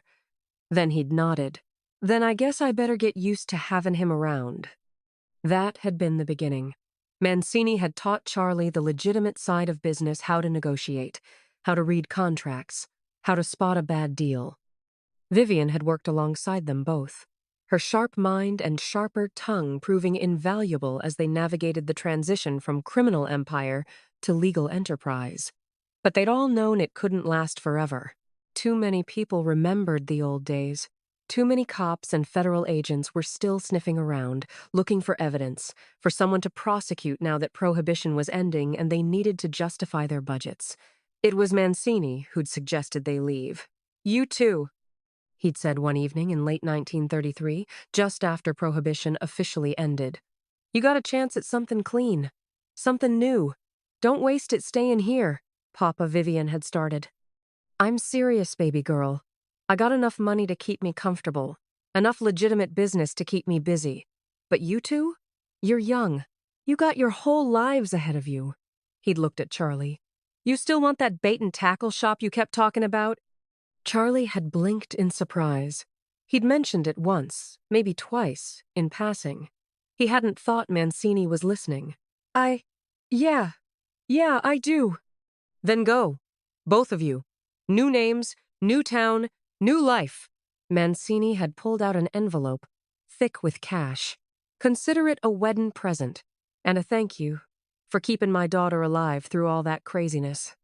Vivian had cried then, something Charlie had only seen her do once before. She'd hugged her father tight, and Mancini had held her like she was still a little girl. You be happy, baby, he'd whispered. That's all I ever wanted for you. The bell above the shop door jingled, pulling Charlie back to the present. An old fisherman shuffled in, eyeing the shelves of lures and tackle. "Y'all open?" he asked. "Yes, sir," Charlie said, slipping easily into his shopkeeper role. "What can I help you with today?" As he helped the man pick out hooks and line, Vivian moved behind the counter, organizing the register. She caught his eye and winked, and Charlie felt that familiar flutter in his chest. 4 years, and she still made his heart race. The fisherman left with his supplies, and the shop fell quiet again. Vivian came around the counter and wrapped her arms around Charlie from behind. "You happy?" she asked softly. "Happier than I got any right to be," he said. "I mean, look at me. Charlie Patterson, the guy who couldn't hold down a job at the docks, owning his own business. Married to the most beautiful woman in Alabama, Florida now. In Florida, it don't seem real sometimes. Dorothy," she corrected with a smile. "Dorothy Miller. Right. Still getting used to that." She turned him around to face her. "You know what I think about sometimes." "What's that, darlin'?" "That night you threw that crate at Sal. If you'd missed, if you'd hit me instead, if any one of 100 things had gone different." She shook her head. "We wouldn't be here." "Guess I really am lucky," Charlie said. "The luckiest fool I ever met." She kissed him, soft and sweet, and I wouldn't have it any other way. That evening, after they'd closed up shop, they took the small boat out into the bay. The sun was setting, painting the sky in shades of orange and pink that reminded Charlie of those sunrises on the Bella Vita, waiting for the rum runners from Cuba. But this was different. This was peaceful, legal, safe. Vivian sat in the bow, her bare feet dangling over the side, her hair loose around her shoulders. She'd kicked off her shoes the moment they'd left the dock, and Charlie had fallen in love with her all over again. "You think your daddy's doing okay?" Charlie asked, casting his line into the calm water. "I got a letter last week. He's fine. Spending most of his time on the yacht, fishing. Says he's thinking about selling the Cotton Club, maybe moving down to the Keys. He should. He earned his retirement." "We all did." Vivian looked back at him, her eyes soft in the fading light. "After everything we went through, the shootouts, the close calls, the constant fear that the next day might be our last. But we made it," Charlie said. "Somehow, we made it." "You made it? With that ridiculous luck of yours." She smiled. "Do you remember that night Frank pulled you over? Your first run? How could I forget? I thought I was done for. And then the call came through, and he just let you go." She shook her head. "That was the moment I started to believe it, you know. That you really were lucky. That maybe, just maybe, you'd survive long enough for me to figure out how I felt about you." "And how long did that take?" "Too long. I was stubborn." "You were terrified," Charlie said gently. "Of your daddy. Of what it meant to care about someone in that world. I don't blame you for that." She was quiet for a moment, trailing her fingers in the water. "I used to think love was weakness, that caring about someone gave them power over you. But you know what I learned?" "What's that?" "That love is the only thing that made any of it worth surviving." She looked at him, and her eyes were bright with unshed tears. "You made me want to live, Charlie. Not just survive, but really live. And now look at us. We're alive. We're free. We're happy." Charlie reeled in his line and moved to sit beside her. He put his arm around her shoulders, and she leaned into him, fitting perfectly against his side like she always had. "You know what the best part is?" he said. "What?" "We got all the time in the world now. No more looking over our shoulders. No more worrying about rival gangs or federal agents or whether the next shipment's gonna get through. Just you and me. And this little shop. And all the days ahead of us. And fishing," Vivian added.